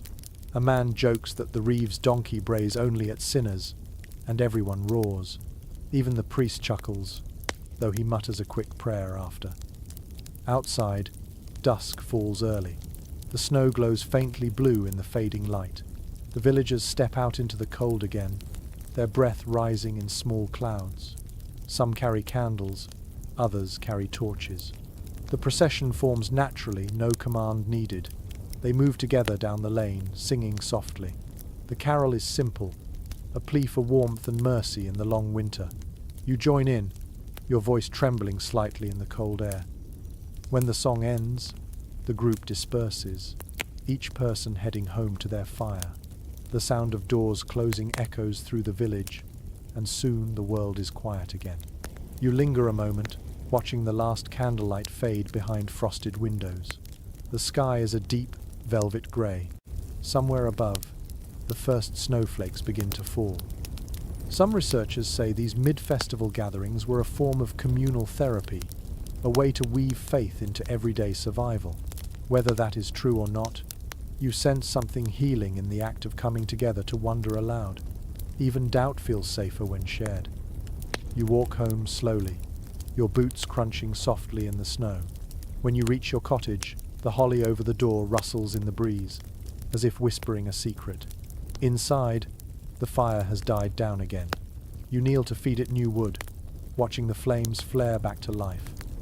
For a moment, you listen to the wind outside, its low moan like a distant voice. You think of the old woman's black bird, of the man's dream of glowing bread, of your own quiet questions. The flames flicker, and in their movement you almost see faces forming, stories trying to tell themselves. Then they fade, and only the light remains. You stretch out near the warmth, feeling the last tension of the day slip away. The air smells of wood smoke and faint pine. Your thoughts grow slow and heavy, like snow settling on a roof. Whatever waits beyond this winter, for now, you are safe inside it. The days now begin to blend together. Morning arrives softly, the air thick with mist, and the faint sound of crows echoes from the bare trees beyond the fields. You wake to the slow crackle of the hearth and the smell of smoke in the air. Christmas has not ended yet. It stretches into what everyone calls the 12 days, a span of celebration and stillness before work begins again. You step outside, pulling your cloak tight. Frost clings to every branch, and the roofs sparkle under the dim sunlight. The village feels quieter now, as if the world itself is resting after so much noise and joy. A few children chase each other through the snow, their laughter faint. Dogs bark lazily, too cold to run. It feels peaceful in a way that almost makes you forget the hardship that waits beyond winter. According to old calendars, the 12 days of Christmas were a sacred interval, a time between worlds when the old year faded, but the new one had not yet begun. Work was forbidden, and people filled the gap with food, prayer, and small rituals. The peasants believed these days held a kind of power, when spirits wandered freely and the future could be shaped by small acts. Inside the cottages, the rhythm of celebration continues, though slower now. Families gather to eat leftovers from the great feast. Pies are reheated, bread softened over the fire, ale thinned with water to make it last. The talk is easy, filled with memories of the festival, with laughter about who sang worst or who fell asleep before the last carol ended. The hunger that haunted autumn seems forgotten for a while. A curious custom repeats every morning. The first person to stir the fire must whisper a blessing over the flame, keep us warm and kind till spring returns. If the fire catches quickly, it means good fortune. If the smoke turns black, it warns of illness to come. You take your turn one morning, breath held, watching the flame flicker uncertainly before it leaps to life. A sigh of relief escapes you. The priest visits often during these days, reminding people to balance celebration with gratitude. He brings stories of saints and miracles, his voice steady and soothing. Some listen, some doze, and others glance toward the door, thinking of the chores they are forbidden to do. He does not scold them. He knows that faith needs rest as much as it needs prayer. In the evenings, groups of neighbors wander from house to house, carrying small lanterns carved from turnips. They sing songs that change slightly with each cottage, verses added or forgotten as the ale flows. You join one such procession, the cold air stinging your cheeks. A boy ahead of you holds a bell that he rings between songs. The sound carries far across the frozen fields, clear and bright. It's well recorded in medieval accounts that these nightly rounds served both devotion and mischief. The singers blessed homes, but also begged for drink, threatening to sing the song of sorrow if turned away. It was half charm, half challenge. The villagers, not wishing for bad luck, always offered something: bread, ale, or a bit of fat for the fire. As you walk through the snow, you notice the stars shimmering above, sharper now that the clouds have cleared. Someone begins a new carol, one you've never heard. Its refrain speaks of warmth hiding under the cold, of kindness buried but not lost. The melody catches in your mind and stays, even after the voices fade. A strange little tradition follows when you return home. Before sleeping, people take a piece of bread, dip it in ale, and leave it by the window for wandering souls who might pass in the night. They say the dead visit during the 12 days, checking on their families. No one truly knows whether to believe it, but no one dares to forget. You set your piece of bread carefully on the sill. Some scholars suggest that these days of extended celebration were as much about fear as joy. The turning of the year was uncertain, a time when people looked anxiously toward the unknown. Filling the nights with fire and music kept that fear at bay. Watching the candle flicker beside your window, you feel the truth of that. By the 5th night, the rhythm of the festival has changed again. The laughter is softer now, the songs fewer. People speak of chores waiting once the holy days end, fields to mend, tools to sharpen, debts to pay. Yet no one seems eager to move too quickly. There is comfort in this pause, this fragile pocket of time that belongs to everyone equally. Before sleeping, you step outside once more. The snow has stopped, and the moon casts a silver path across the fields. You can see faint trails of smoke rising from each roof, the heartbeat of the village. The air smells clean, edged with wood and frost. For a moment, you imagine the entire world holding its breath. Researchers still discuss whether the 12 days were truly a unified festival or a patchwork of older customs stitched together over centuries. Whatever their origin, they served one perfect purpose: to remind people that even in the darkest part of the year, life could pause without breaking. You return inside and settle by the fire. The bread on the sill remains untouched, though you fancy it looks smaller, as if someone or something accepted your offering. The idea makes you smile rather than shiver. You close your eyes, listening to the faint whistle of wind through the chimney. The world outside waits, patient, frozen, kind for now. The morning dawns pale and windless. You wake to the sound of hooves crunching on the frozen lane. Looking through the narrow window, you see a procession of riders approaching from the east, their cloaks trimmed with fur, their banners limp in the cold air. It takes you a moment to understand what you are seeing. The lord of the manor is coming to visit. You hurry to dress, pulling on your thickest tunic. Outside, the villagers are already gathering, faces flushed from the cold and excitement. The lord's men ride ahead, their horses steaming, their armor glinting faintly beneath the grey sky. Behind them, a cart creaks under gifts of meat, flour, and wine. At its center sits a figure in a heavy cloak of blue wool, his gloved hands resting on his knees. He does not smile, but his presence alone feels larger than life. It is well recorded in household accounts that lords often visited their villages during the 12 days, both to show generosity and to remind their tenants of duty. Gifts were given, but rents were quietly discussed. Favours were bestowed, but power reaffirmed. What looked like kindness was often politics dressed in velvet. The priest meets the procession first, bowing deeply. The villagers follow, though not everyone kneels. A woman beside you mutters that her husband has worked the Lord's fields for years without ever seeing him. Still, when the steward begins to hand out small coins and bits of cloth, hands reach eagerly forward.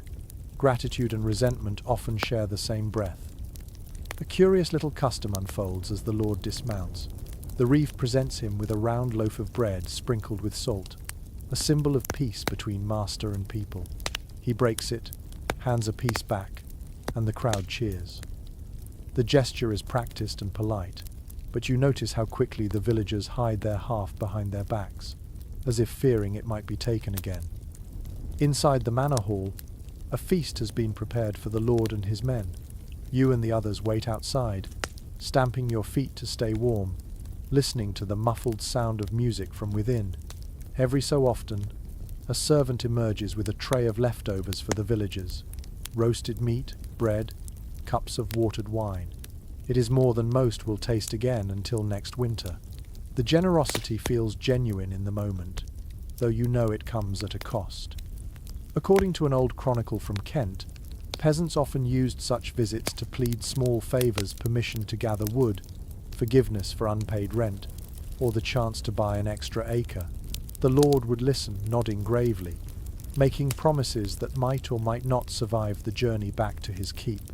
Today, you see the same scene unfold. A farmer steps forward, bowing low, his hat in his hands. The Lord listens, then smiles faintly. "We will see," he says, which means both yes and no. The atmosphere shifts when the musicians step outside. A pair of them, fiddler and drummer, begin to play for the crowd. Children clap their hands, and the villagers form a ring, dancing in the snow. The Lord watches from the doorway, his expression unreadable. Then, perhaps moved by the music, he tosses a coin into the air. A boy catches it and cheers, and suddenly the whole square fills with laughter again. One peculiar superstition circulates among the villagers: whoever catches the Lord's first coin of the year will have luck until the next winter. The boy's mother presses it to her lips and pockets it quickly. "For the house," she whispers. Whether or not it brings luck, it certainly brings pride. As the afternoon fades, the Lord remounts his horse. The villagers bow once more, their voices joining in a rough cheer. The wind picks up, scattering the last of the straw and ribbons from the ground. The blue cloak ripples behind him as he rides away, his procession vanishing slowly into the white distance. When the crowd disperses, the priest and the reeve remain by the well, counting what little was given: a handful of coins, some flour, a promise of repairs to the church roof. It is more than nothing. You watch them for a moment, then turn toward home, your boots heavy with snow. Some researchers still puzzle over whether these lordly visits were truly acts of benevolence or performances designed to remind the poor of their place. Perhaps both are true. Watching the fading tracks of the horses, you sense that gratitude and dependence were inseparable threads in this world. Back inside your cottage, the fire burns low. You pull your cloak tighter and pour the last of your ale into a cup. Outside, the wind howls softly, rattling the door. The faint echo of the fiddler's tune drifts through your memory, mingling with the image of the Lord's coin flashing in the air. For all the distance between rich and poor, music and hunger seem to belong to everyone equally. You sit by the hearth until the last light fades from the window. Somewhere far off, the church bell rings, a slow, hollow sound marking the passage of another day. You close your eyes, letting its rhythm settle in your chest. For a moment, you picture the fields thawed and green again, the same Lord riding past, the same people bowing. Time moves in circles here, not lines, and within those circles, life continues, quiet, persistent, and strangely beautiful. By the next morning, the cold has deepened again. The sky hangs low and heavy, a sheet of dull silver pressing against the rooftops. Frost sparkles on every window pane, tracing delicate patterns that look like the veins of leaves. The air smells faintly of smoke and snow. You hear it before you see it, the sound of voices rising and falling in harmony, moving slowly through the lanes. The carolers are coming. You step outside, wrapping your cloak close around your shoulders. A cluster of villagers approaches from the church, their lanterns glowing like fireflies in the dim light. Each carries a small cup or jug, ready for whatever gift the next household offers.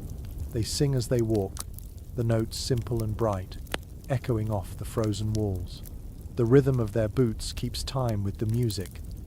It is well known from many parish accounts that caroling was once both blessing and request.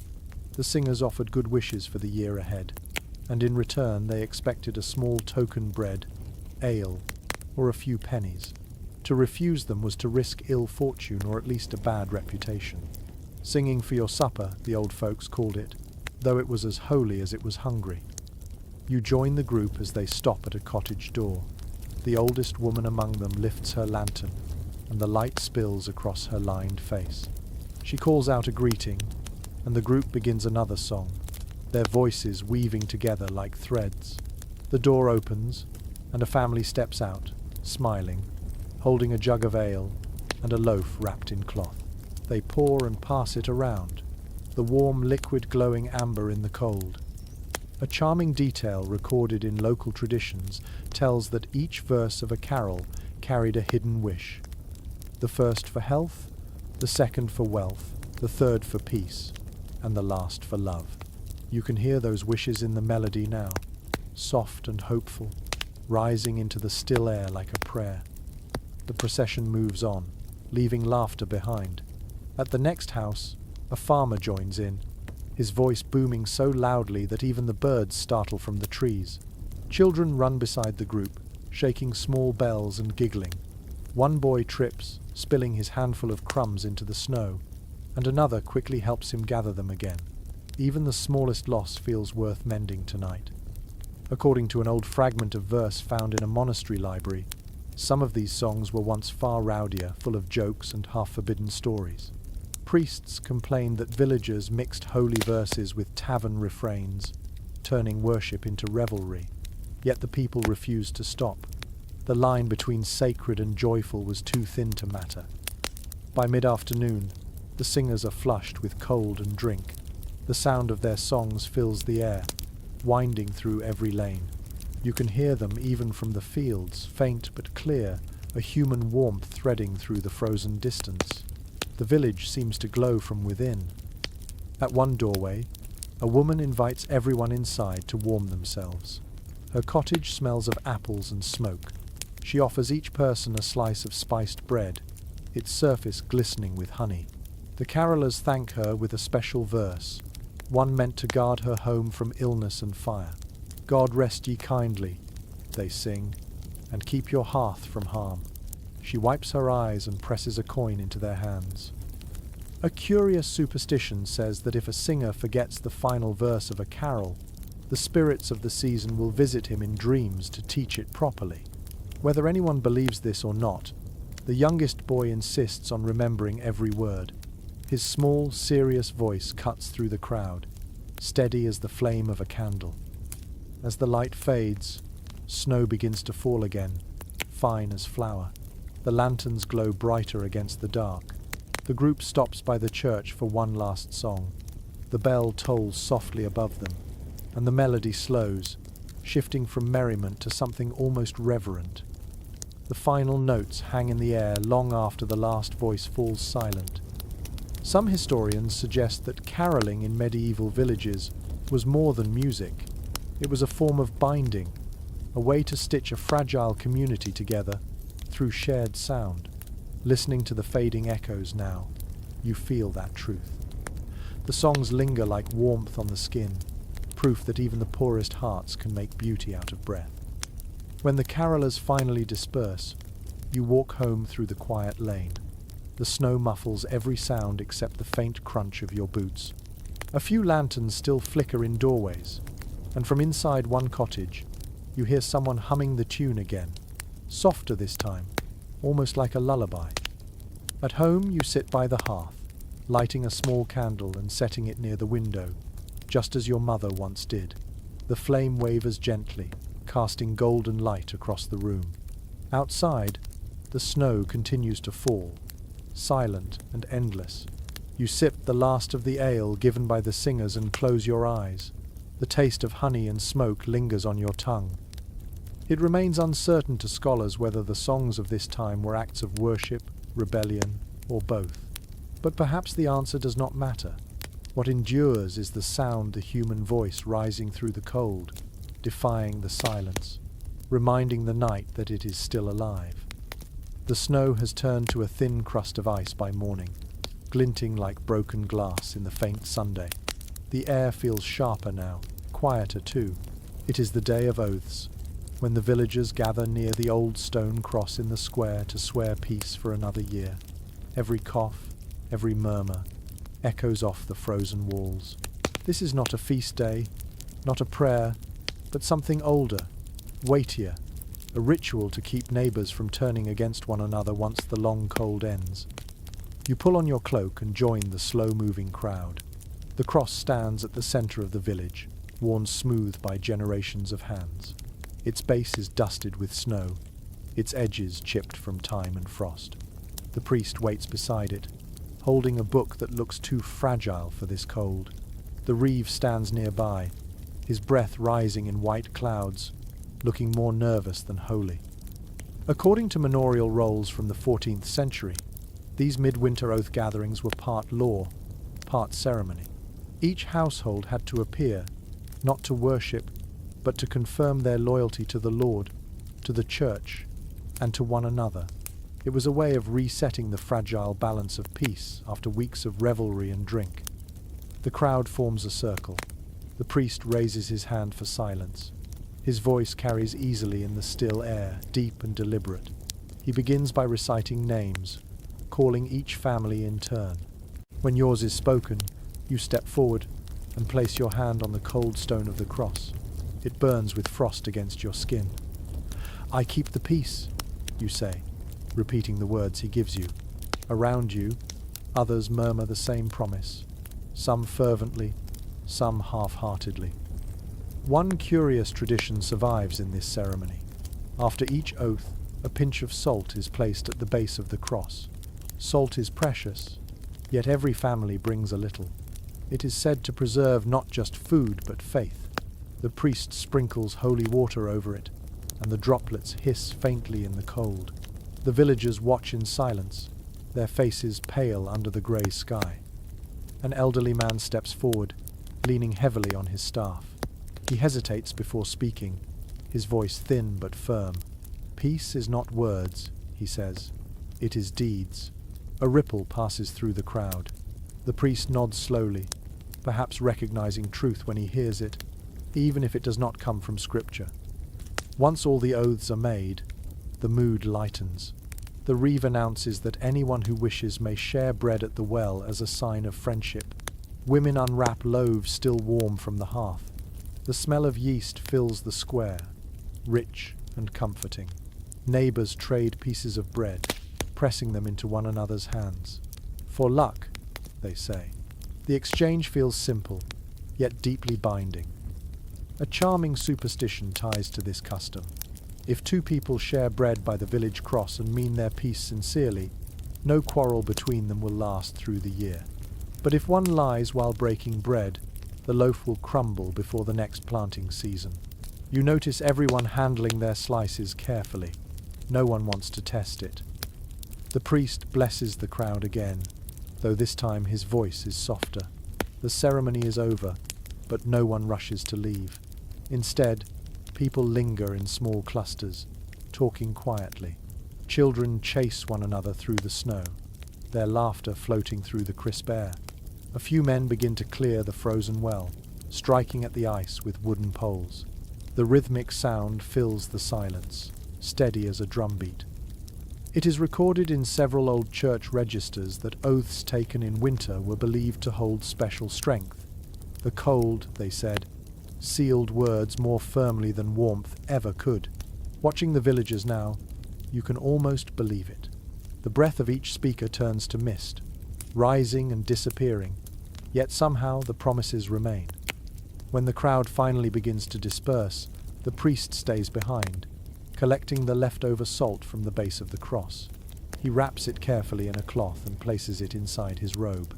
That salt will bless the fields at planting time, linking this day of peace to the hope of spring.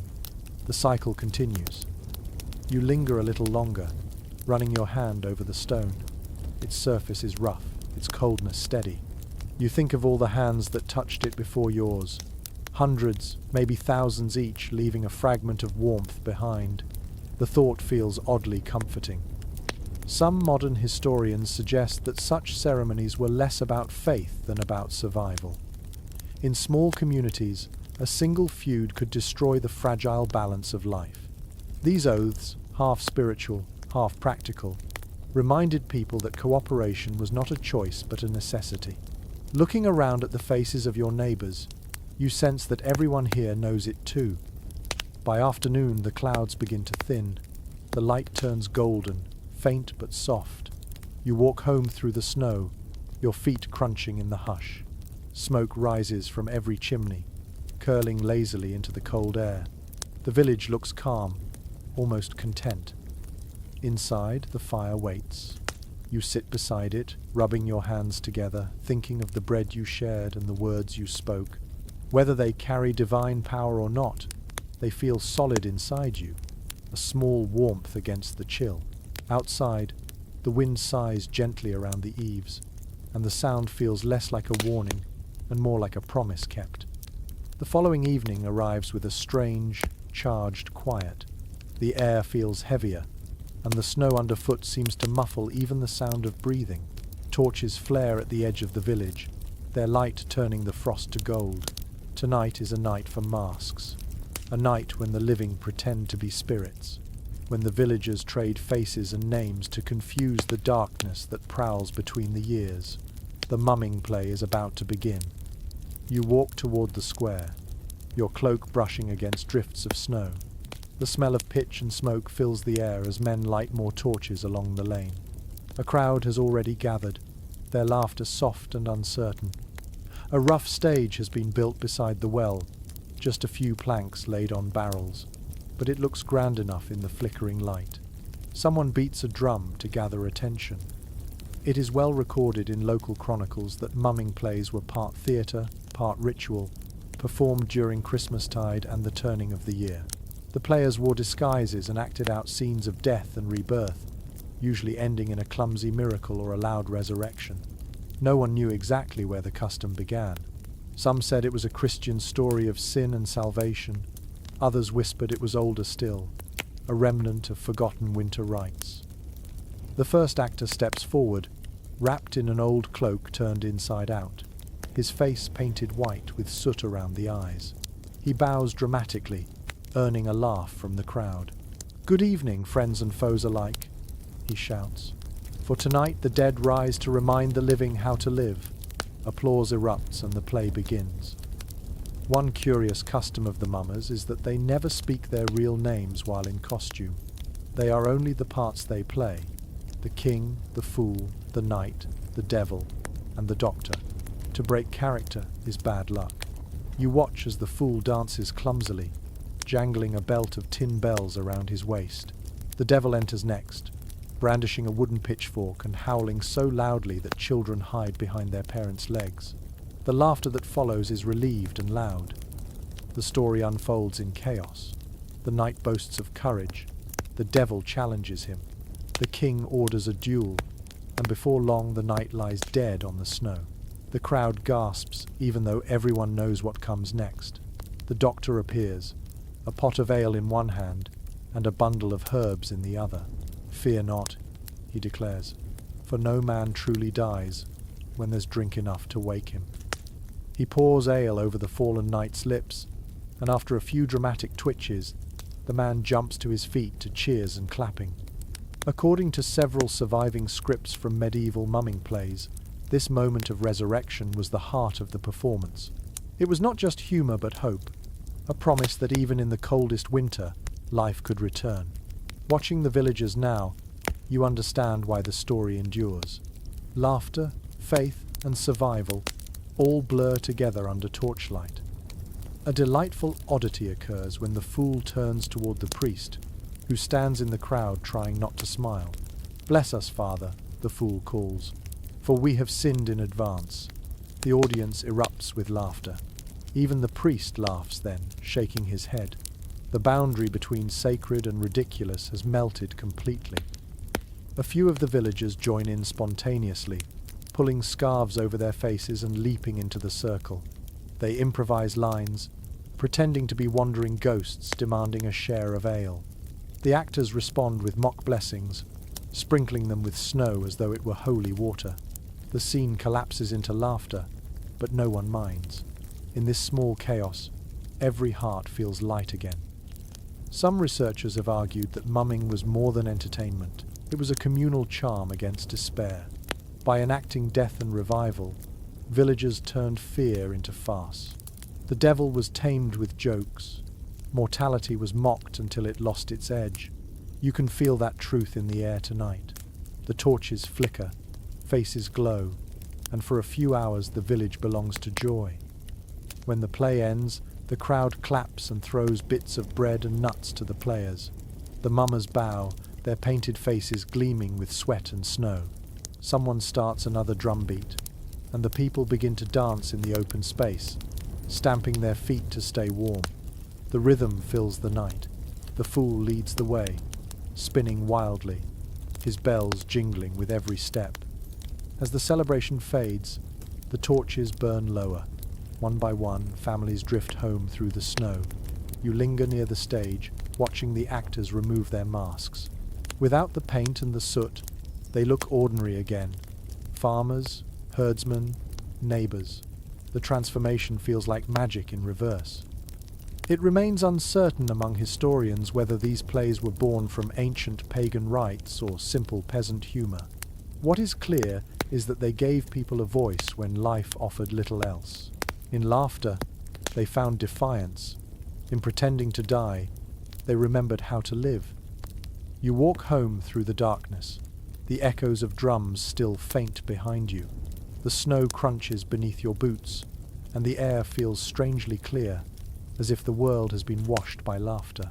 When you reach your door, you pause and look back.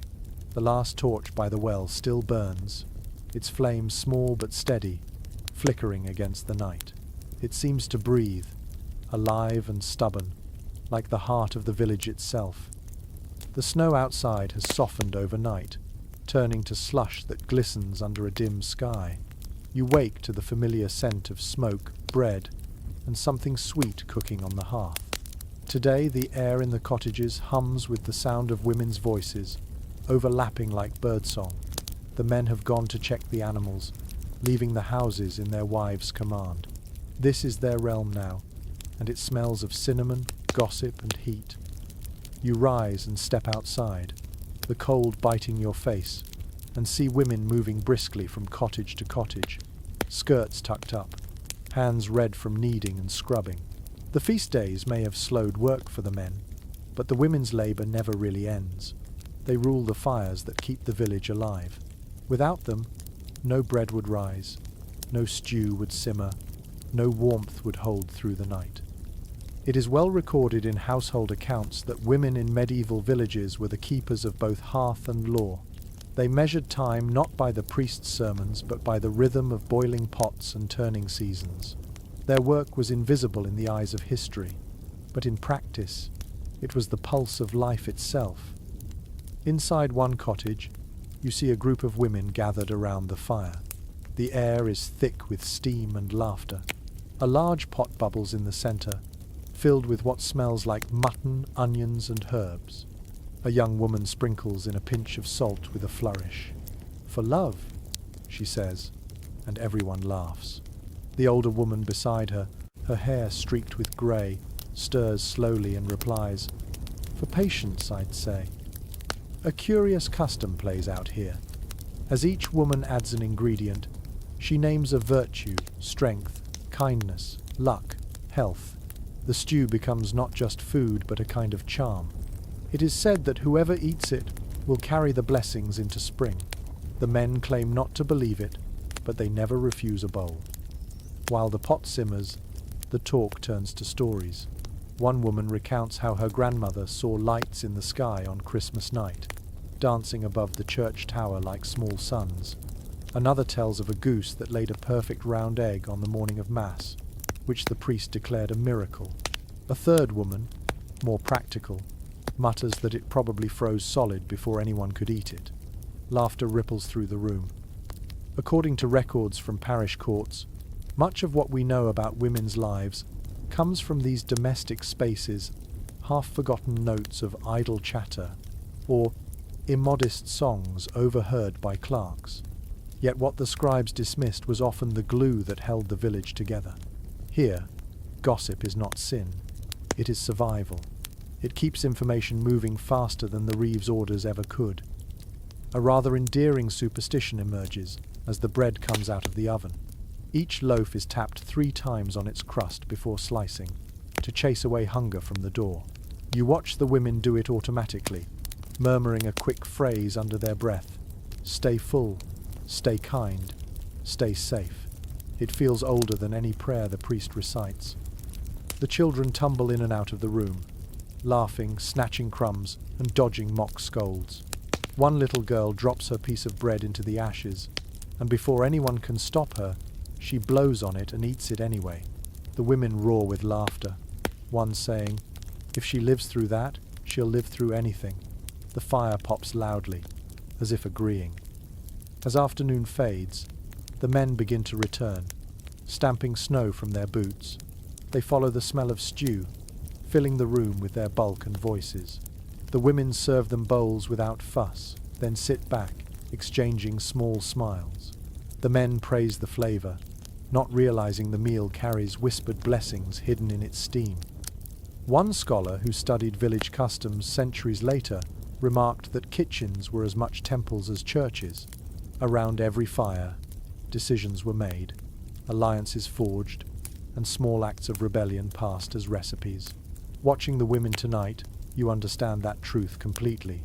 Their laughter holds more authority than any sermon. When the meal is done, the children drift to sleep near the hearth, their faces warm and content. The men move outside to smoke and talk of fields and taxes. Inside, the women remain, their conversation turning low and thoughtful. One asks whether the year ahead will bring good harvests. Another answers, it depends on whether we remember to sing while we work. The oldest woman reaches toward the fire, tossing in a handful of dried herbs. The flames flare green for a heartbeat. "For health," she whispers, almost too softly to hear. The others nod, their faces lit by the glow. It is not magic exactly, but something close. Faith built from repetition, hope shaped by habit. Outside, the wind rises, whistling faintly through the eaves. You feel its cold touch even by the hearth, but it cannot drown the warmth in this room. The women continue to talk, their voices weaving through the crackle of the fire. It remains uncertain among historians how much of these customs were superstition and how much practical wisdom disguised as charm. What matters is that they worked meals filled stomachs, stories filled hearts, and laughter filled the dark. When the last pot is cleaned and the fire settles, you step outside. The night smells of smoke and baking. A faint light glows in every window, small fires guarding the village against the cold. You walk slowly through the snow, thinking of the stew, the laughter, and the steady strength of the women who keep everything alive. Morning comes with a dull grey sky that presses low over the fields. The frost has turned the earth to stone, and even the river lies quiet beneath a thin shell of ice. You wake to a strange silence, the kind that feels both peaceful and heavy. The laughter of the last few nights has faded. The village moves slower now, its energy spent. The holy season still lingers, but beneath it lies the weight of ordinary hunger, waiting to return. You push open your door. The cold rushes in, dry and biting. The world looks like a painting in shades of white and pale blue. No one speaks loudly today. You pass neighbors carrying small bundles of wood or scraping frozen earth for water. Their movements are careful, almost reverent, as though they fear breaking the quiet. According to early parish writings, this stillness after celebration was often described as a holy hush. It was the day when the world seemed to pause between blessings and burdens. Some called it the breathing day, a time when both heaven and earth took rest before the new year began. Watching the smoke drift lazily from the chimneys, you can almost feel that deep exhale. Inside your cottage, the fire struggles to stay alive. You add a few pieces of wood and sit close, listening to the soft crackle. The warmth touches your face, but not your fingers. The smell of old ash mixes with damp wool. You sip from a cup of watered ale, its taste faint but comforting. A curious custom fills the day for those who can afford it, the fast of silence. People eat little, speak less, and reflect on what the year has given and taken. In your village, it has become more habit than law. The priest says the quiet pleases God, but many think it simply makes the next feast taste sweeter. You decide to follow it anyway, letting your thoughts wander instead of your tongue. Through the window, you see a woman sweeping the threshold of her cottage, careful not to let any dirt cross inward. The old saying claims that if you bring yesterday's dust into the new year, bad luck will follow. She sweeps with slow, steady strokes, her face calm and focused. Small rituals like hers keep the world stitched together. By noon, snow begins to fall again, soft and endless. It blurs the boundaries between roofs and fields, turning everything into a single, silent plain. Children stay indoors, huddled by the fires. The streets empty. For once, no one calls or sings or argues. It feels as if the whole village has been folded into one long sigh. You step outside anyway, boots sinking into the fresh snow. The sound of your steps feels loud in the emptiness. The only other movement comes from a small figure near the churchyard. It is the widow you visited earlier in the week, scattering crumbs for the birds. They flutter around her in a dark cloud, wings brushing against her hands. "Even the smallest must eat," she says softly when she sees you. Her voice sounds thin in the cold air. According to an account written by a monk in the 15th century, some villagers believed that feeding animals during the 12 days brought blessings to the giver. The creatures, they said, carried those blessings upward on invisible wings. True or not, the sight of the widow and her birds feels right, like a prayer made without words. As the light fades, you return home. The sky glows faintly pink where the sun sinks behind the trees. The first stars appear, trembling above the horizon. Inside, the fire has died to coals, glowing like buried rubies. You kneel to stir them and watch the sparks leap into the air, tiny and bright. A rather tender tradition accompanies this night. Before sleeping, each family burns a small bundle of herbs in the hearth: rosemary for memory, sage for strength, and a sprig of holly to guard against misfortune. The smoke fills the cottage with its sharp, clean scent. You close your eyes, breathing it in, imagining it driving the stale air of the year away. Some scholars think these customs were remnants of older solstice rites, stripped of their pagan names but not their meaning. Others argue they were simply acts of cleanliness and comfort. Whatever their origin, the feeling they leave behind is one of quiet renewal. The village is utterly still now. Outside, snow covers every roof, every fence, every field. The moon rises, pale and cold, turning the world to silver. You sit by the fading fire, your mind empty and calm. There is nothing to do, nothing to fix, only to wait. In that waiting, you find a strange kind of peace. The silence no longer feels heavy but gentle, like a blanket drawn over a sleeping body. Tomorrow the noise will return, the songs, the work, the endless cycle of survival, but for now, the quiet belongs to you. You lie down beside the hearth, pulling your cloak over your shoulders. The embers glow faintly through the half-dark. You listen to the slow rhythm of the wind, to the faint rustle of the birds outside. Somewhere in the distance, a church bell rings once, then falls silent. It remains a matter of speculation among historians, whether this day of stillness was deliberate devotion or simple exhaustion. Perhaps it was both. In a world built on labor and faith, even rest had to earn its meaning. The last of the fire dies into darkness. The smell of herbs lingers in the air, sweet and smoky. You close your eyes, feeling warmth where there is almost none, and let the silence cradle you into sleep. The morning arrives wrapped in fog so thick it blurs the edges of everything. The fields, the cottages, even the church spire seem to drift like islands in a grey sea. You step outside and breathe in the damp air, heavy with the scent of wood smoke and thawing snow. The quiet feels fragile, as if one sharp sound could break it. The days of festival are nearly gone now, and with them comes the slow return of work. But before that, there is one more day of old belief and quiet superstition. In every cottage, people watch the signs of the morning with careful eyes. If the first fire burns cleanly, it means good fortune. If the first loaf cracks in the oven, someone will fall ill. You find your neighbors already reading omens into the smallest things. A barking dog, a broken jug, the direction of the wind. It may sound foolish, but here, where life hangs so closely between plenty and hunger, every sign feels worth heeding. According to early chronicles, these last days of Christmas were known for their superstition. Villagers believed the veil between luck and disaster was thin until the new year began. The priest called it nonsense, yet even he checked his candle for dripping wax before his sermon. The habit of watching for signs ran deeper than doctrine. Inside your cottage, the fire burns unevenly. You kneel to stir it, whispering a quick blessing taught by your mother. Burn steady, burn kind, burn through the year. The words slip from your lips easily, half prayer, half memory. The flame steadies, as if listening. You smile, feeling a small relief that reason cannot explain. Later that morning, a few villagers gather near the well.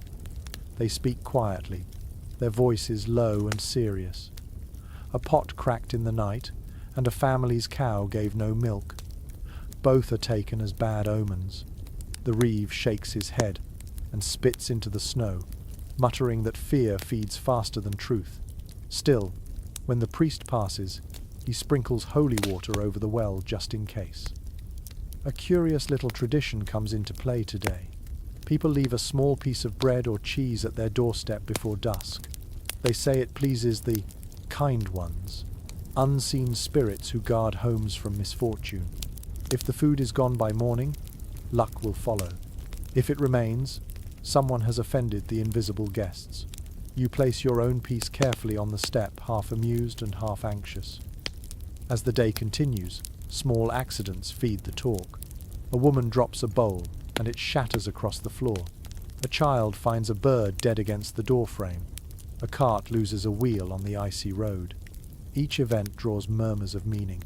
It's the year turning, someone says. The world shakes loose its dust before the new begins.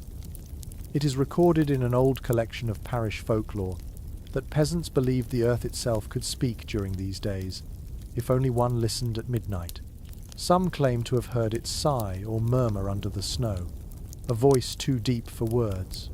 You wonder if it is true, or if people simply heard the cracking of ice and gave it meaning. Either way, the idea stays with you. By late afternoon, the fog begins to thin. The sky opens in streaks of pale gold. You walk through the lane, past the churchyard, where the last garlands of holly droop with melting frost. Children have built small snow figures, their faces made of pebbles and bits of straw. One leans crookedly, its head tilted toward the ground as if listening to something hidden below. The air grows colder again as the sun fades. Smoke from the chimneys rises straight into the sky, undisturbed by wind. You can smell roasting meat and the faint sweetness of baked apples. Families are finishing the last of their feast supplies before the year's fast begins again. You pass a window and glimpse a family holding hands before the meal, their heads bowed in silence. A peculiar superstition survives about this hour. They say if you sit in total quiet as the year's end approaches, you might hear whispers of what the next year holds. A cough means illness. A knock means a visitor. A faint bell means marriage. You decide to listen, if only for curiosity's sake. You sit by your fire, letting the sounds of the village fade. For a moment, you hear nothing but the ticking of the cooling wood and the faint whistle of wind through the thatch. Then a small creak, like a door opening far away. You smile to yourself, wondering which neighbour's luck just walked in. Scholars still puzzle over whether these superstitions reflected genuine belief or simply a way to give order to uncertainty. In a world ruled by frost, chance, and hunger, perhaps imagining signs gave people a feeling of control. Watching your fire flicker now, you understand that comfort has its own kind of truth. Outside, the fog returns, wrapping the village in soft grey again. You place another log on the fire, its crackle loud in the hush. The bread on the doorstep waits untouched, its crust glistening with frost. The wind sighs faintly against the walls, neither friendly nor cruel, just present. Before you sleep, you whisper the same words again to the fire.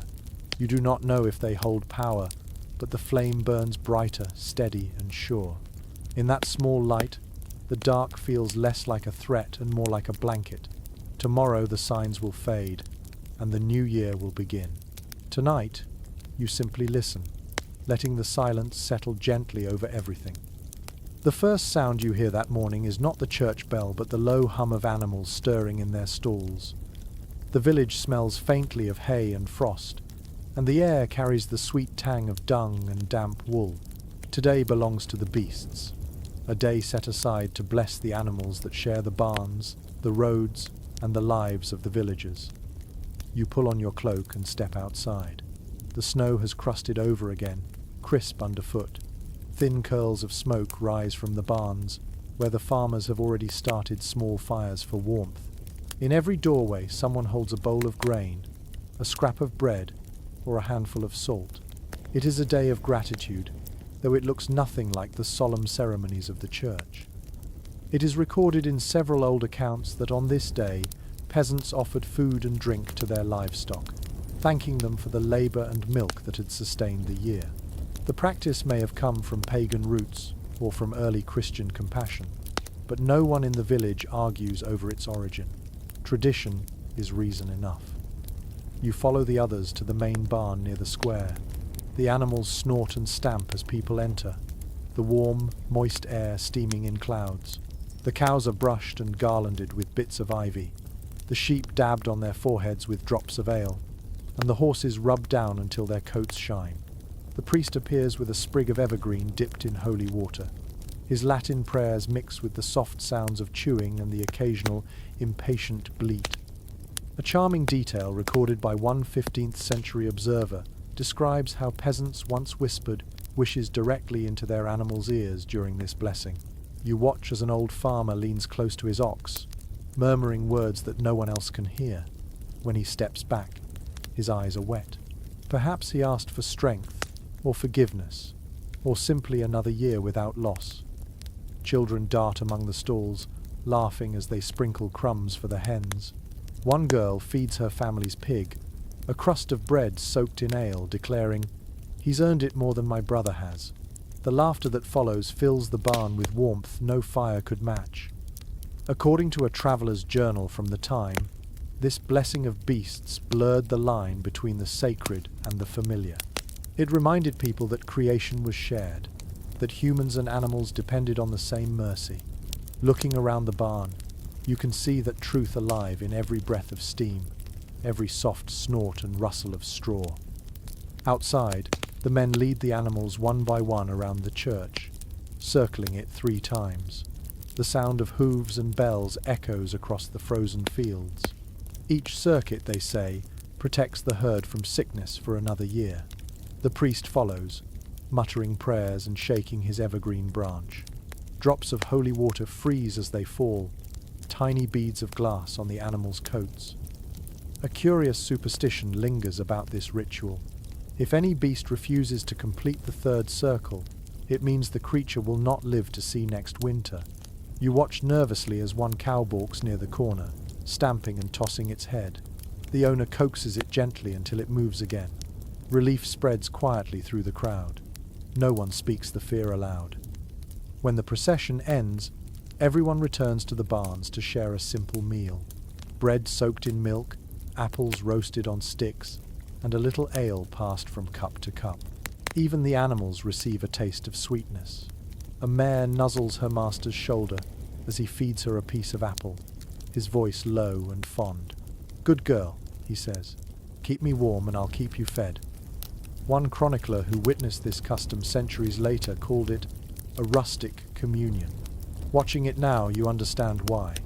There is no separation here between gratitude and necessity, between blessing and work. The same hands that slaughtered last week now stroke in thanks. It feels honest, even beautiful in its simplicity. By mid-afternoon, the light fades. The barns grow quiet except for the soft sound of chewing and the creak of timbers. Outside, snow begins to fall again, slow and steady. You step out into the whiteness, the cold air clean after the heavy warmth of the barn. The priest walks past you, his robe damp from the melted snow. "They are holier than we are," he says softly, nodding toward the animals. You smile but say nothing. He may be right. Some historians suggest that this day's rituals were remnants of ancient midwinter offerings, reshaped by the church to fit new words but old feelings. Others think it was simply compassion made habit. Whatever the truth, you feel its weight in your chest as you head home. When you reach your cottage, you find your own small offering waiting. The family's cat curled beside the fire, eyes half closed, purring in rhythm with the crackle of wood. You tear a piece of bread and drop it beside her. She does not open her eyes, but begins to eat, slow and content. Outside, the snow thickens, blurring the edges of the world again. Inside, the warmth spreads. The day has passed quietly, yet it feels full, heavy with peace. You lean back, listening to the cat's soft breathing, the wind against the roof, and the faint lowing of cows in the distance. The village sleeps under white silence, every creature, great and small, wrapped in the same calm. The snow stops sometime before dawn, leaving the world glazed and glittering. You wake to a pale light slipping through the shutter cracks, the air so still that you can hear the faint creak of the trees outside. The holy season is nearly over now, yet something older stirs beneath it. The talk around the hearths has turned to dreams, to omens, to things that existed long before priests came with their Latin blessings. Today, the villagers whisper, is the day when the old gods still walk unseen. You pull on your boots and step into the cold. Frost cracks under your feet like thin glass. The church bell rings once, though no service is called. People move quietly through the lanes, faces turned toward the woods, as if watching for something that never quite appears. The air feels strange, filled with both reverence and fear. According to a few surviving chronicles, the church once tried to forbid the pagan echoes of the season, but the customs never truly vanished. They lingered like roots beneath the snow, feeding on memory. Villagers still lit fires in secret places, still spoke to trees, still left offerings where the priest's eyes could not follow. You can feel that wildness in the air today. At the edge of the village, near the frozen stream, a small group gathers around a stump blackened by old fires. They carry bowls of grain and cups of ale. A young man steps forward, pouring his ale onto the ground. "For what was before," he says quietly. The others nod and follow, scattering crumbs and seeds into the snow. A few cross themselves afterward, just in case. A curious detail from medieval folklore tells that during the 12 nights, spirits of the old world, what some called the wild hunt, rode through the sky, searching for warmth or worship. Anyone who heard their horses and looked up would be taken, unless they dropped face first into the snow and whispered a prayer. You look up now, half expecting to see movement in the grey clouds. Nothing stirs, but the air feels alive. The priest passes by later in the morning, pretending not to notice the wet circle in the snow where the ale was poured. He speaks instead of saints who tamed storms and beasts, stories meant to fold the old fears into safer shapes. Yet even he admits that certain things cannot be reasoned away. God made the forest, he says with a small shrug, and what hides there too. Inside the cottages, the women hang bits of evergreen over the windows again, not for decoration now, but for protection. Children press cloves into apples and tie them with string, little charms against mischief. The scent fills the rooms, sharp and sweet. Someone recites an old rhyme about keeping the hearth bright and the shadows at bay. The words sound almost like music. A delightful superstition lingers from these nights. People say that if you stay awake long enough to see the first hour of dawn, the spirits cannot harm you. So the families light extra candles and tell stories to pass the time. You join one such gathering, sitting near the hearth as an old woman recounts a tale of the river that once froze around a traveller's heart. Her voice trembles, not from age but from memory. No one dares interrupt until she laughs softly and says, "It melted by spring." Some researchers of medieval religion have noted how these fireside tales blurred the lines between the sacred and the forbidden.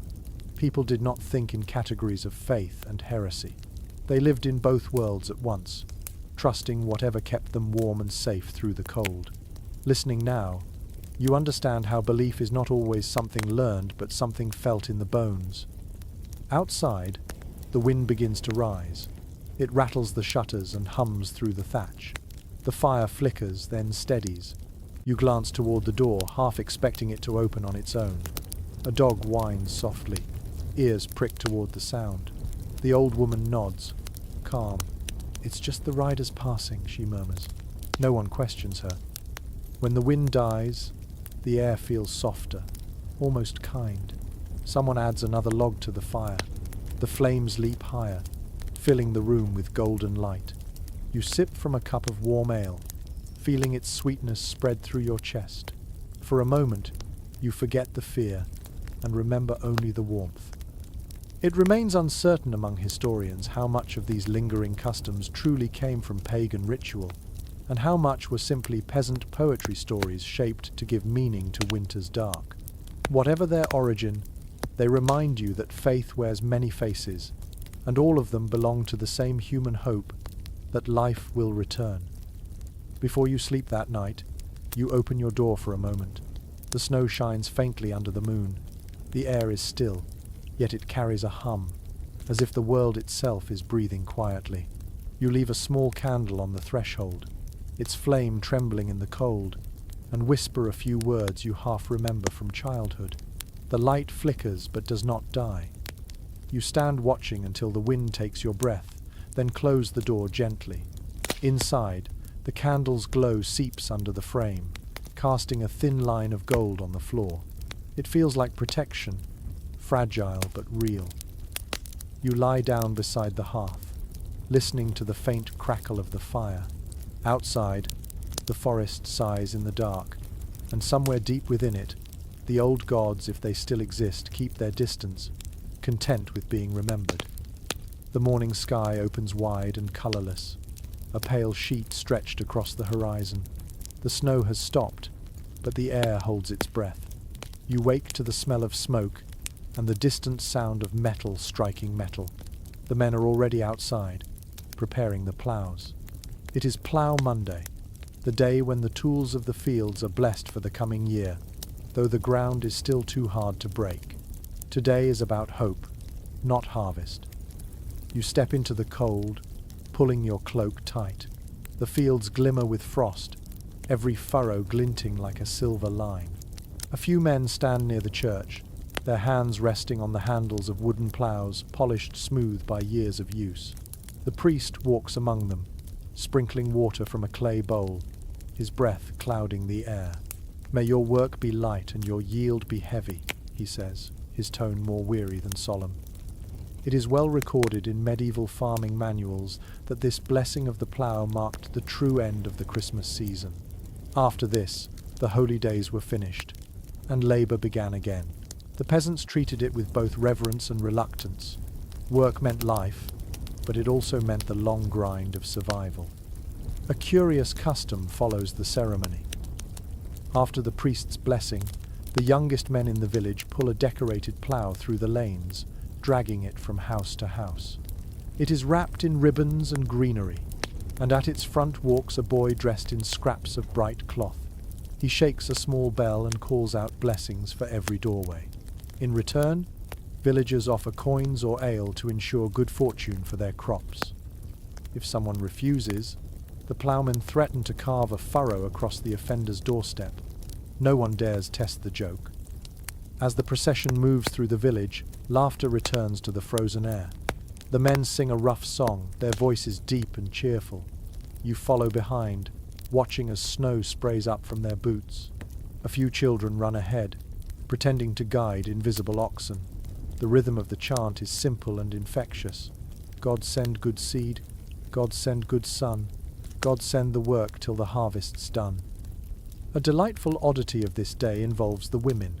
They carry small bundles of seed tied with twine, which they scatter into the snow, whispering the first sowing charm of the year. The seeds vanish into the white ground, swallowed by frost. Feed the earth before it feeds you, one of them says softly. The line feels ancient, older than the church itself. According to accounts written by travelling friars, some villages used to mark Plough Monday with dances that blended prayer and mischief. The dancers wore masks of animals and spirits, stomping through the streets to wake the sleeping soil. A few of your neighbours imitate that now, stamping their feet and waving sprigs of ivy. Their breath rises like smoke in the cold, their laughter echoing against the stillness of the morning. The priest pretends not to see. Perhaps even he understands that faith alone cannot wake the fields. Hope needs rhythm, and rhythm needs laughter. After the ceremony, the plough is stored again, its wooden body gleaming with melted frost. The villagers gather by the tavern for hot broth and ale. Inside, the air hums with contentment. The talk turns to plans for spring, to the fields that flooded last year, and the barley that came up thin. The men argue about when the frost will break. The women exchange small gossip about new calves and stubborn husbands. One curious superstition is shared quietly among them. It says that if the first furrow of the year is drawn crooked, the harvest will falter no matter how hard the work. The reeve declares that he will make that first cut himself when the thaw comes, and everyone nods solemnly. Yet someone mutters that it's not the plough's line that matters, but the heart of the one guiding it. The sentiment lingers, gentle and true. A chronicler from the 16th century once described this day as a marriage of faith and labour. Watching the villagers now, you can see why. Their devotion is not to distant saints, but to the soil beneath their feet. Blessing the plough is blessing their own hands. By late afternoon, the sky begins to pale toward blue. The snow softens underfoot, and droplets slide down the eaves. The sound of water dripping fills the air like the first faint note of spring. You walk along the edge of the fields, your boots sinking slightly into the thawing crust. The earth beneath smells rich and cold, full of promise. You pause at the far hedge, looking back toward the village. Smoke curls upward from the chimneys, thin and straight. In the distance, the priest stands alone near the church door, his hand resting on the plough. The sun glints weakly off the blade, turning it for a moment into something like gold. Scholars still debate whether Plough Monday began as a Christian ceremony or as a remnant of older, agrarian rites that once honoured the sleeping soil. Perhaps both stories are true, intertwined like roots. What matters most is the faith in the act itself, the belief that touching wood and earth with care can call life back to a frozen world. You walk home slowly, your breath clouding the air, your fingers stiff from cold. Behind you, the fields stretch quiet and waiting. Ahead, the light of your cottage glows faintly through the frost. Inside, a fire waits, and beside it, a loaf of bread and a cup of ale. You sit down, tired but peaceful, listening to the faint crackle of the fire. Outside, the snow continues to melt, drop by drop, as if the land itself has begun to stir. The village wakes later than usual, wrapped in the grey hush that follows a week of snow. Smoke curls lazily from every chimney, slow and thin against the pale sky. Today the air carries a different kind of energy. The holy days have ended, the plough has been blessed, and the long stretch of winter now yawns ahead. But for this single day, work pauses again. It is a day for games. You step outside into the brittle cold and see the men gathering near the tavern, stamping their boots to keep warm. The sound of laughter rises in short bursts. The reeve stands beside a small table, holding a bundle of dice in one hand and a clay cup in the other.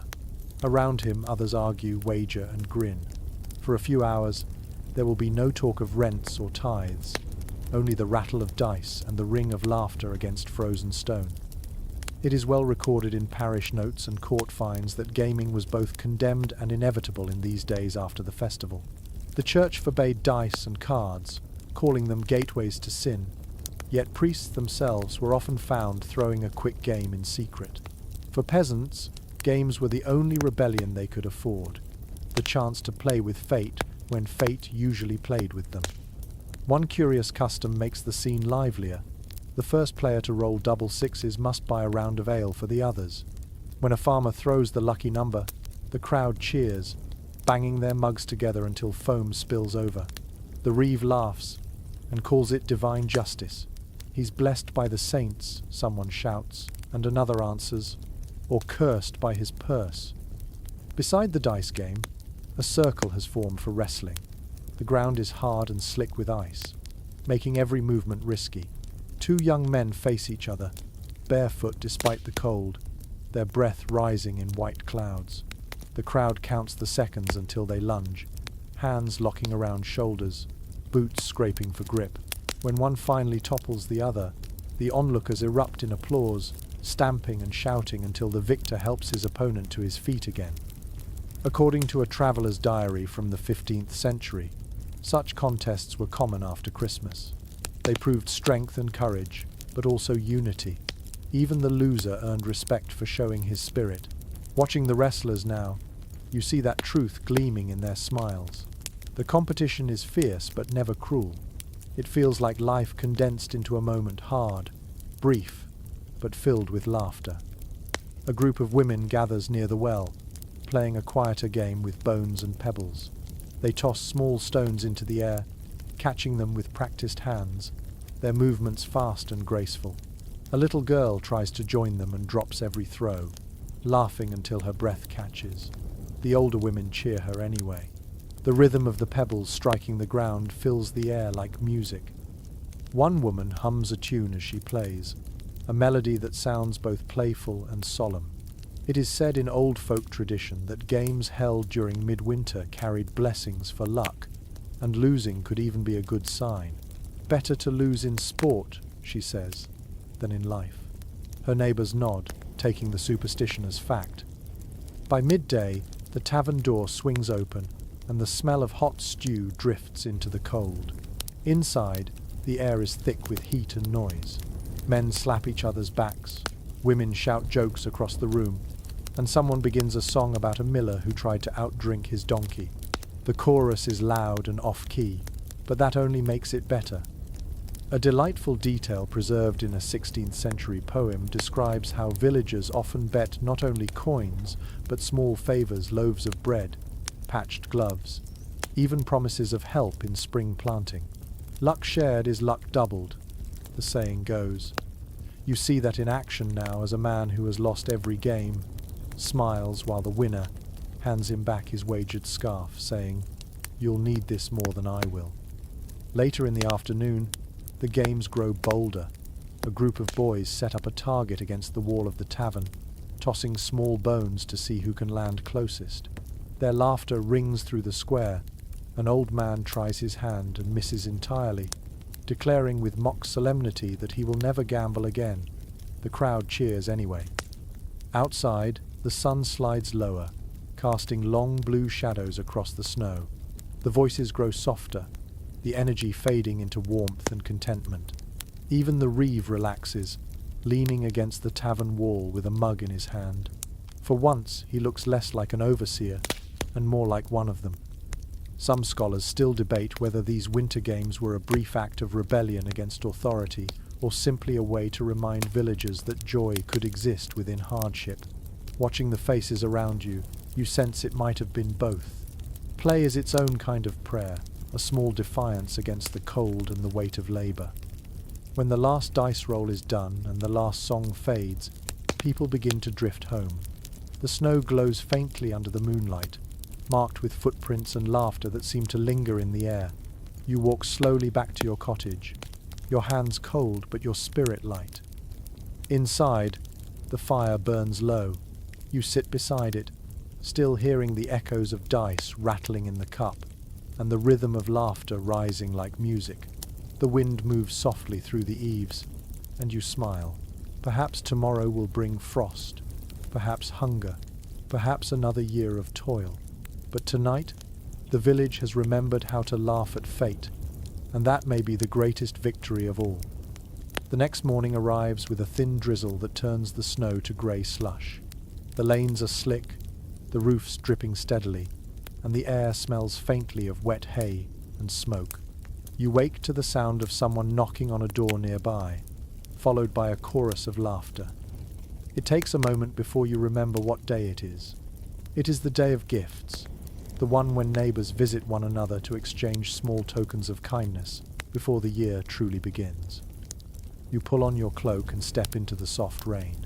The village looks muted, but alive. Children run barefoot through puddles, carrying small bundles wrapped in scraps of linen. Their cheeks are pink with cold, their voices shrill with excitement.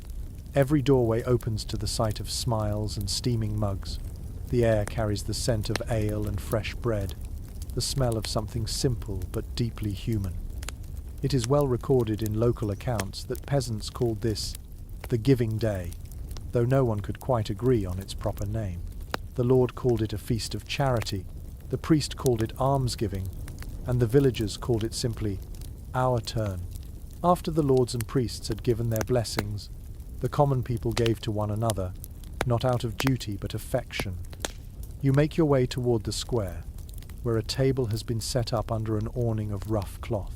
On it sits a pile of small gifts: wool mittens, tiny loaves, carved spoons, dried apples, ribbons, and a few bright pebbles polished smooth.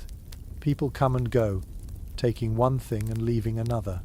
No one guards the pile, and no one takes more than one. It is a quiet exchange of trust. A curious custom unfolds at the well. A group of girls lower their small offerings into the water on strings, letting them sink halfway before pulling them up again. They say the well spirit blesses gifts dipped in its depths. One girl's ribbon comes up caught on a small piece of ice, glittering like glass.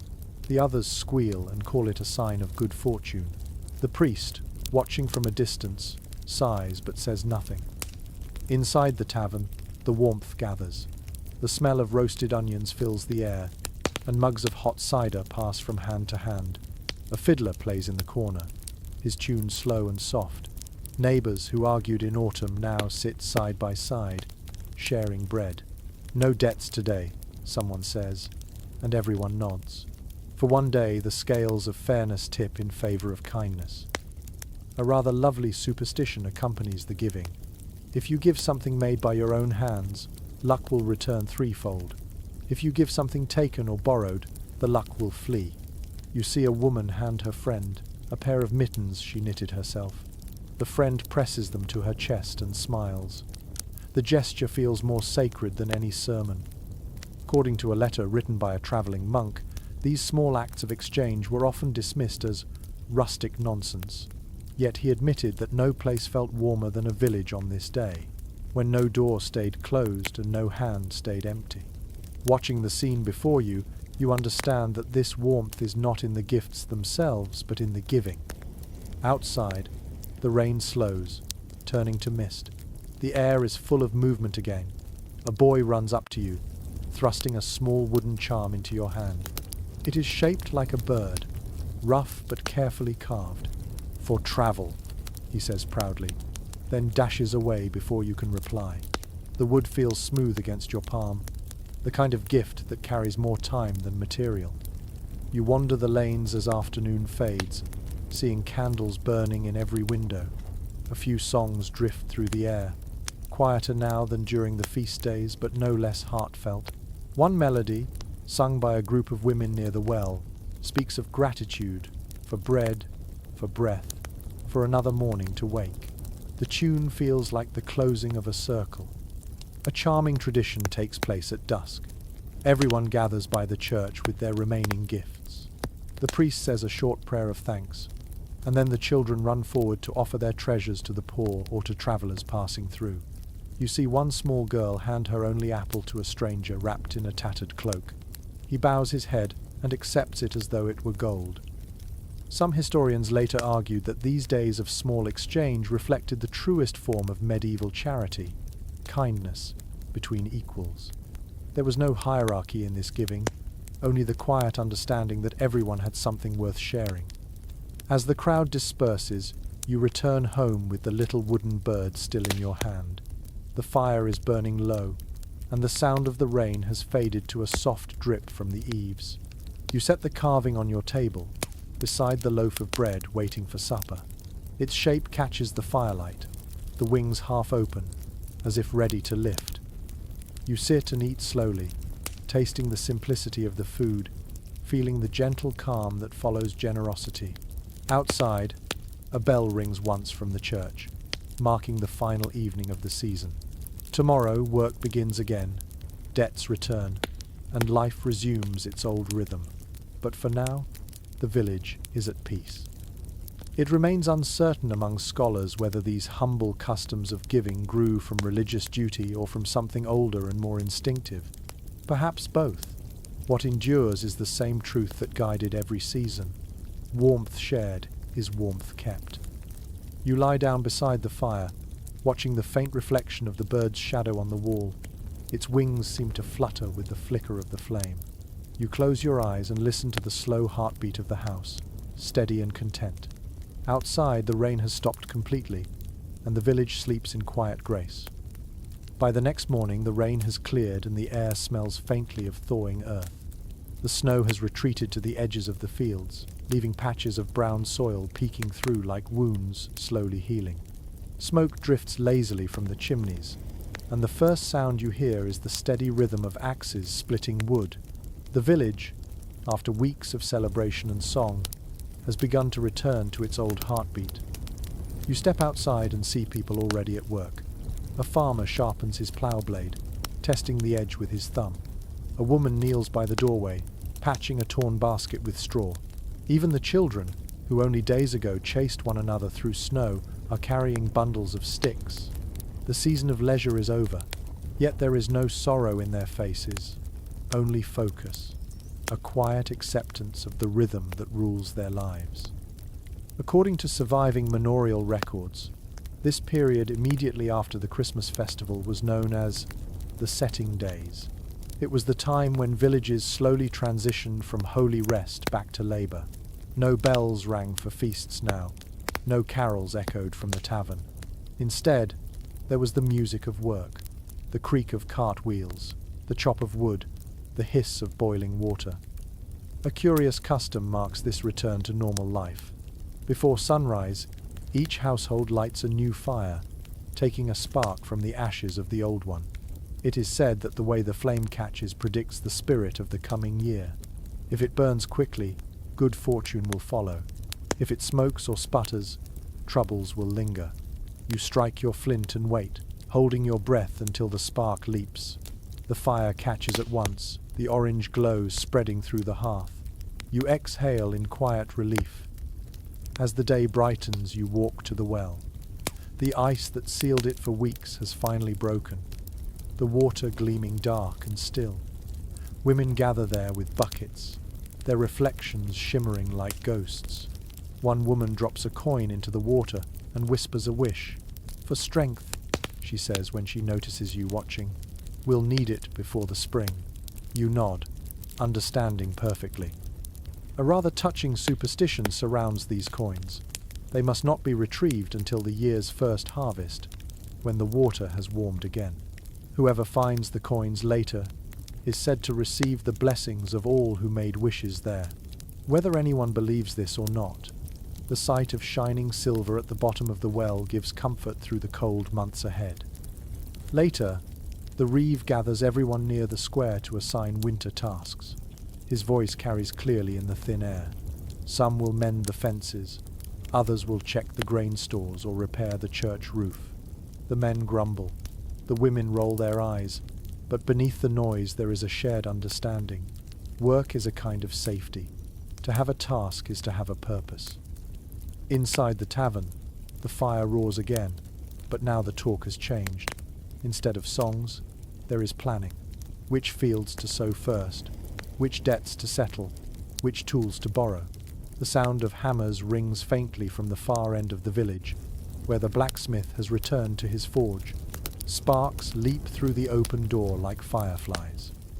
A lovely bit of folklore says that if a blacksmith strikes his first spark of the year before noon, the whole village will have strong fortune.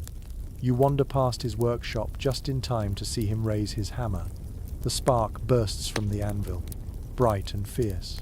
The onlookers cheer softly, not out of superstition but out of habit. It is good to begin with light. According to notes in a priest's sermon book, many clergy urged people to keep the spirit of Christmas alive even as they returned to their work. "Labor with joy," one wrote, "for joy feeds the soul as bread feeds the body." You see traces of that sentiment in the way people move today, tired but gentle, slower than before, yet still singing under their breath. By midday, the sun breaks through the clouds, weak but real. You follow the path to the fields beyond the village. The snow melts in thin rivulets, trickling into the ditches. Crows pick at the stubbled ground, their calls echoing through the open air. A few men are already clearing stones from the soil, their breath rising in rhythm. Each thud of a shovel feels like a heartbeat, steady and sure. A scholar once wrote that this transition from celebration to labor was not a return to drudgery, but a return to meaning. The peasants understood something most of the world forgets. Joy and work are threads of the same cloth. Watching them now, you sense that truth unfolding again in front of you. As evening settles, you return home. The fire burns stronger now, its light steady and warm. On the table lies the small wooden bird given to you days before. You pick it up, turning it in your hand. Its wings catch the firelight, and for a moment it seems to move. You set it on the windowsill, facing outward toward the fading sky, as though keeping watch for the spring. Outside, the last light glows faintly pink against the snow. The air smells clean again, rinsed by rain and smoke. Somewhere in the distance, a cow lows, answered by the faint bark of a dog. Life continues, quiet and constant. Some historians note that this shift from festivity to labor marked the true strength of medieval peasant life, their ability to hold joy and hardship in the same hand without breaking.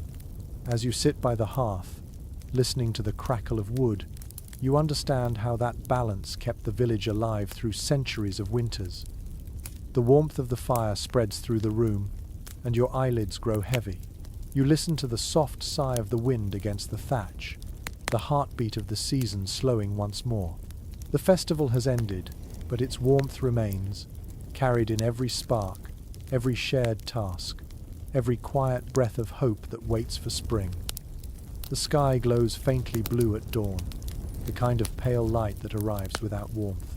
A thin mist curls across the fields, clinging to the trees like breath that refuses to fade. The village moves slowly today, as if the people themselves are waking from a long dream. The festivals, the games, the laughter, all have passed. What remains now is reflection. It is the day the villagers call simply the remembering. You open your door to still air and quiet streets. A few figures move between cottages, carrying candles and baskets of bread.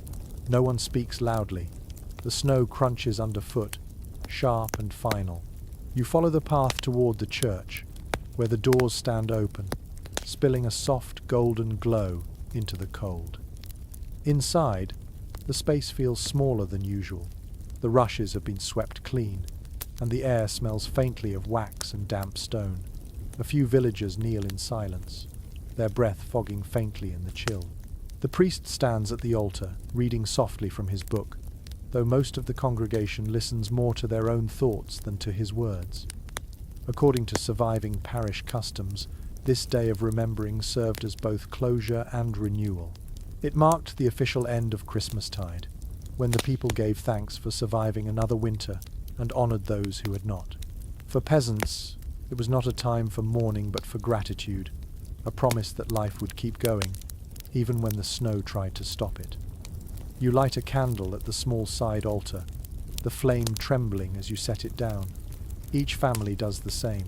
Soon the church flickers with dozens of tiny lights, their reflections shimmering against the stone walls like stars trapped indoors.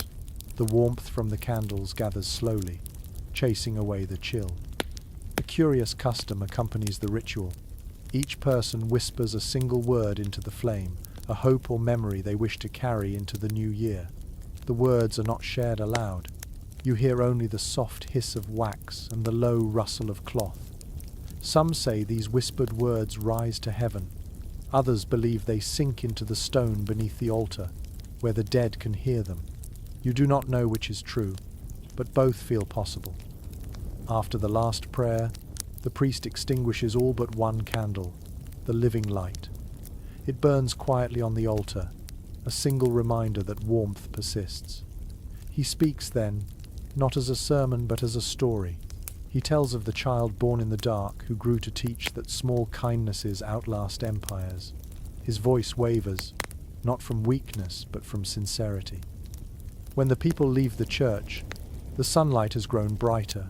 The snow glitters like glass.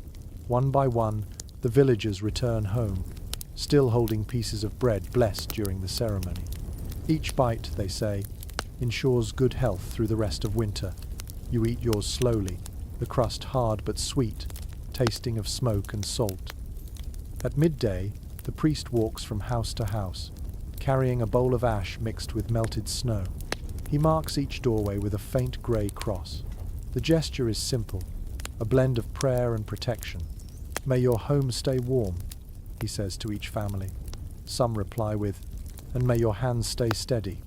Others simply smile. According to local belief, these ashes carry the memory of every fire burned since the first day of Christmas. To scatter them at the threshold binds the household to its past, reminding all who enter that warmth must be tended, not taken for granted. Watching him mark your door, you feel that truth settle deep in your chest. The afternoon passes quietly. Children build small figures of snow and decorate them with twigs and berries, pretending they are saints or angels. A group of women bake thin oat cakes, each marked with a small cross before being placed on the griddle. The smell drifts through the lanes, soft and comforting. When the cakes are done, they share them freely, one to every hand that passes. A rather gentle superstition says that if you eat your oatcake before speaking to anyone, your year will be peaceful. So the lanes are silent for a while, filled only with the sound of chewing and snow melting. Then laughter begins again, hesitant but real. It feels like the first hint of spring disguised in winter's mouth.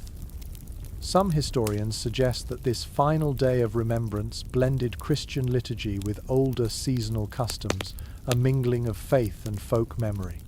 It was, in essence, a way for people to make sense of time itself, to close one circle before opening another. Standing now at your doorway, watching the villagers move through the fading light, you can feel that circle tightening gently around you too. As evening falls, smoke rises in pale ribbons above the cottages. A faint pink glow lingers on the horizon. The priest passes once more through the lanes, carrying the last flame from the church. He stops at the crossroads and lifts the candle high. The wind bends it but does not extinguish it. "Go with peace," he calls softly. The light remains. You return home and sit by your fire, the last embers of the season flickering low.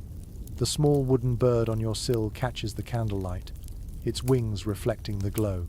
You think of every sound, every smell, every kindness of the past weeks. You think of laughter, of frost, of bread shared between strangers. It remains uncertain whether these closing rituals were meant to please God, comfort the soul, or simply remind the living of their endurance. Whatever the reason, they work. The quiet feels different now, less like emptiness, more like rest. Outside, the stars begin to show, sharp and clear. You take one final look at the sky before closing your door. The air inside is warm, the light steady, and the long night ahead feels less like an ending than the gentle beginning of another turning year. The morning comes softly, carrying the faint gold of sunlight across the frozen fields. The air feels lighter than it has in weeks, washed clean by melting snow. A steady dripping fills the silence as icicles surrender to warmth, one drop at a time. When you step outside, the ground glistens with water, and the wind smells faintly of earth instead of smoke. For the first time in a long while, it feels like winter has begun to loosen its hold. You walk through the lane and see neighbours standing in their doorways, watching the slow thaw. The village looks changed in the new light, less trapped and more awake. Dogs bark lazily, chickens scratch at the slush, and the first raven of the day calls from the church roof. It is not yet spring, but you can feel its promise somewhere just below the surface. According to an old chronicle, peasants believed that the last days of winter held a fragile magic, the power to shape what came next. Whatever you said, thought, or gave during these days would echo through the rest of the year. So the villagers speak kindly, move slowly, and treat even small moments with care. A few men stand near the field's edge, staring at the ground as if waiting for it to breathe. One of them kneels, pressing his palm against the damp soil. "It's waking," he says quietly, his voice full of wonder. The others nod, their faces thoughtful. They know it will still be weeks before the frost is gone, but hope needs no calendar. Inside the cottages, fires burn low again, not from scarcity but from comfort. The great feast logs have long turned to ash, and now the smaller sticks give steady warmth. Women open windows to let in fresh air, shaking out blankets and scattering herbs to scent the rooms. The air smells of rosemary, juniper, and wood smoke, clean, sharp, alive. A curious little custom returns in this in-between season. Children go from house to house with bits of charcoal wrapped in cloth, offering to share the last fire with neighbours whose hearths have cooled. In return, they receive bread or an apple.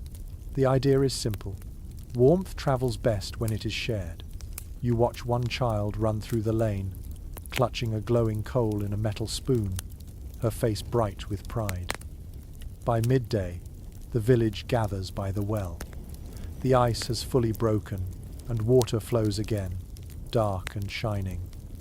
People take turns filling buckets, dipping hands, splashing faces. Someone laughs, and others follow. A woman bends to wash her palms and murmurs, "New year, clean hands." The phrase spreads quickly, repeated with smiles as if it were a spell.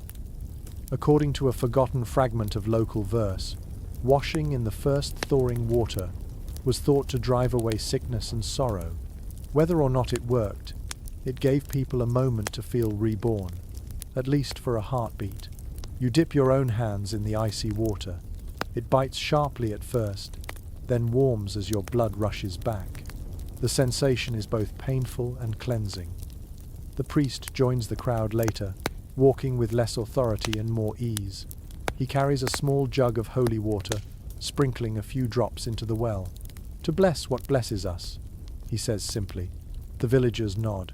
Faith and need have learned to share the same language. As the afternoon passes, the sky brightens into a rare, pale blue. The thaw continues, turning the lanes into ribbons of mud. Children run through puddles, their laughter echoing off the church walls. A few men begin repairing fences toppled by snow, hammering in rhythm to an old song about planting and patience. The sound rings across the fields, like the first pulse of life returning to the land. A scholar once wrote that peasants understood time, not as a straight road, but as a circle that folded upon itself. Watching them now, you see that wisdom at work. Each season does not replace the last, but carries its memory forward, a quiet promise that the world keeps healing itself if you give it time. As the sun lowers, The village gathers once more at the edge of the square. A fire has been lit in a shallow pit, fed with scraps of old wood and dried rushes. Everyone takes a turn tossing something into the flames. A splinter of the Yule log, a withered wreath, a burned-out candle. The smoke rises straight into the still air. For endings, someone says softly, and for beginnings too. The fire crackles, the smell of pine and ash mingling with the chill. For a moment, no one speaks. Then a child hums a simple tune, the same carol sung on Christmas Eve weeks ago. Slowly, the others join in, their voices low but steady. The melody fills the square, winding upward with the smoke until both vanish into the pale evening sky. It remains uncertain among historians whether this closing fire was a true medieval ritual or a later embellishment by memory. Yet the gesture feels right. It ties the circle closed, the cold, the feast, the laughter, the silence, all folded into one last shared flame. As night settles, you walk home, your boots sinking into soft mud. The stars appear one by one, faint at first, then brighter. The air smells of wet soil and renewal.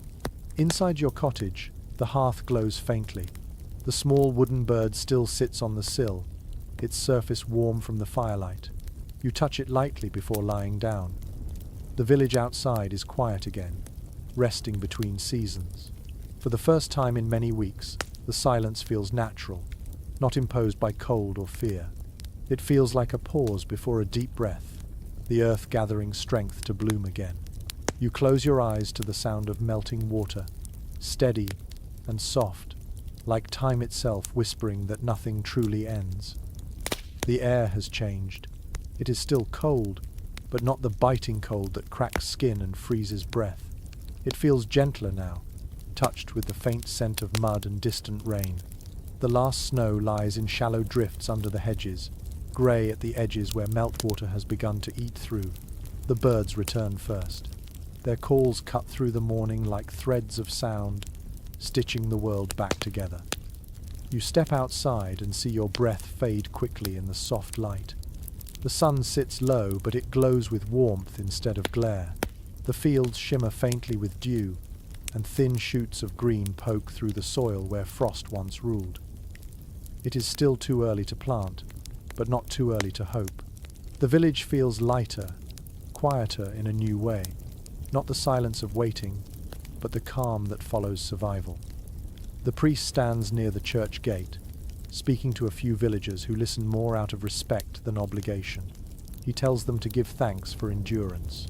His words drift upward, carried by the same breeze that stirs the branches above.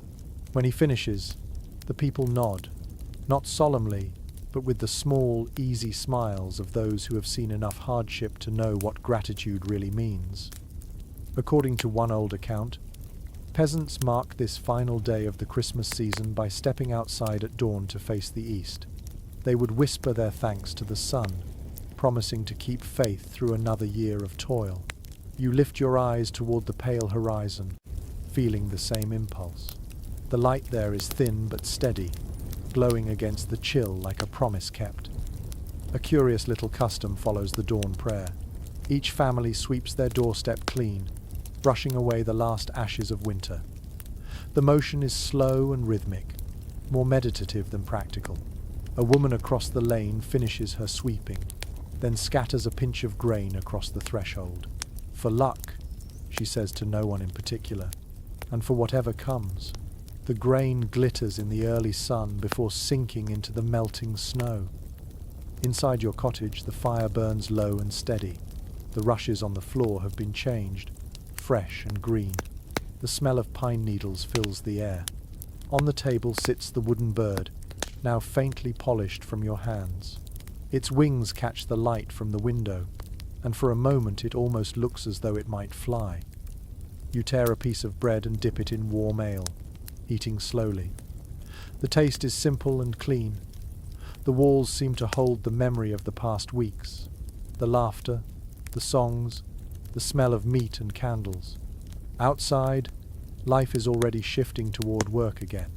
You can hear the muffled sound of hammers, the low murmur of voices planning for the thaw. The rhythm has returned. A gentle superstition lingers from this day. People say that if you keep one candle burning until the last night of Christmastide, no darkness will find your house before spring. You light yours again, watching its small flame tremble. It seems almost to breathe. You think of how many candles have burned in this village, in all villages, holding back the long, dark one flicker at a time.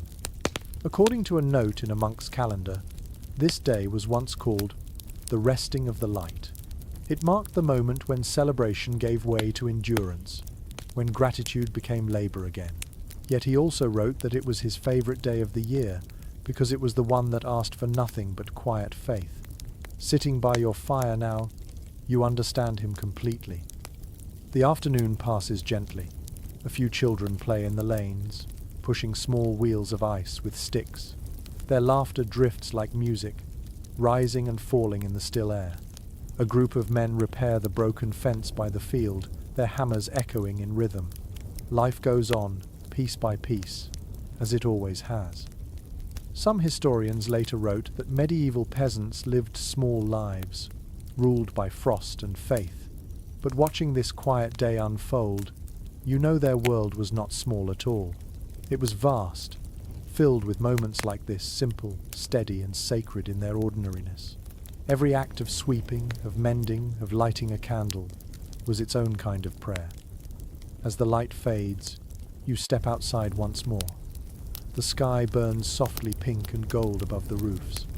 Smoke rises in straight columns, carrying the last breath of winter into the open air. You look toward the fields, where the ground glows faintly under the setting sun, and you can almost imagine the first shoots of spring stirring below. The bell rings once from the church tower, slow and low. Its sound rolls through the village, not as a call but as a farewell. The holy season has ended, but the life it sheltered continues. You stand quietly until the echo fades, then turn back toward home. Inside, the candle still burns. The wooden bird keeps its watch by the window. You sit by the fire and feel the weight of the season lift, leaving behind only warmth.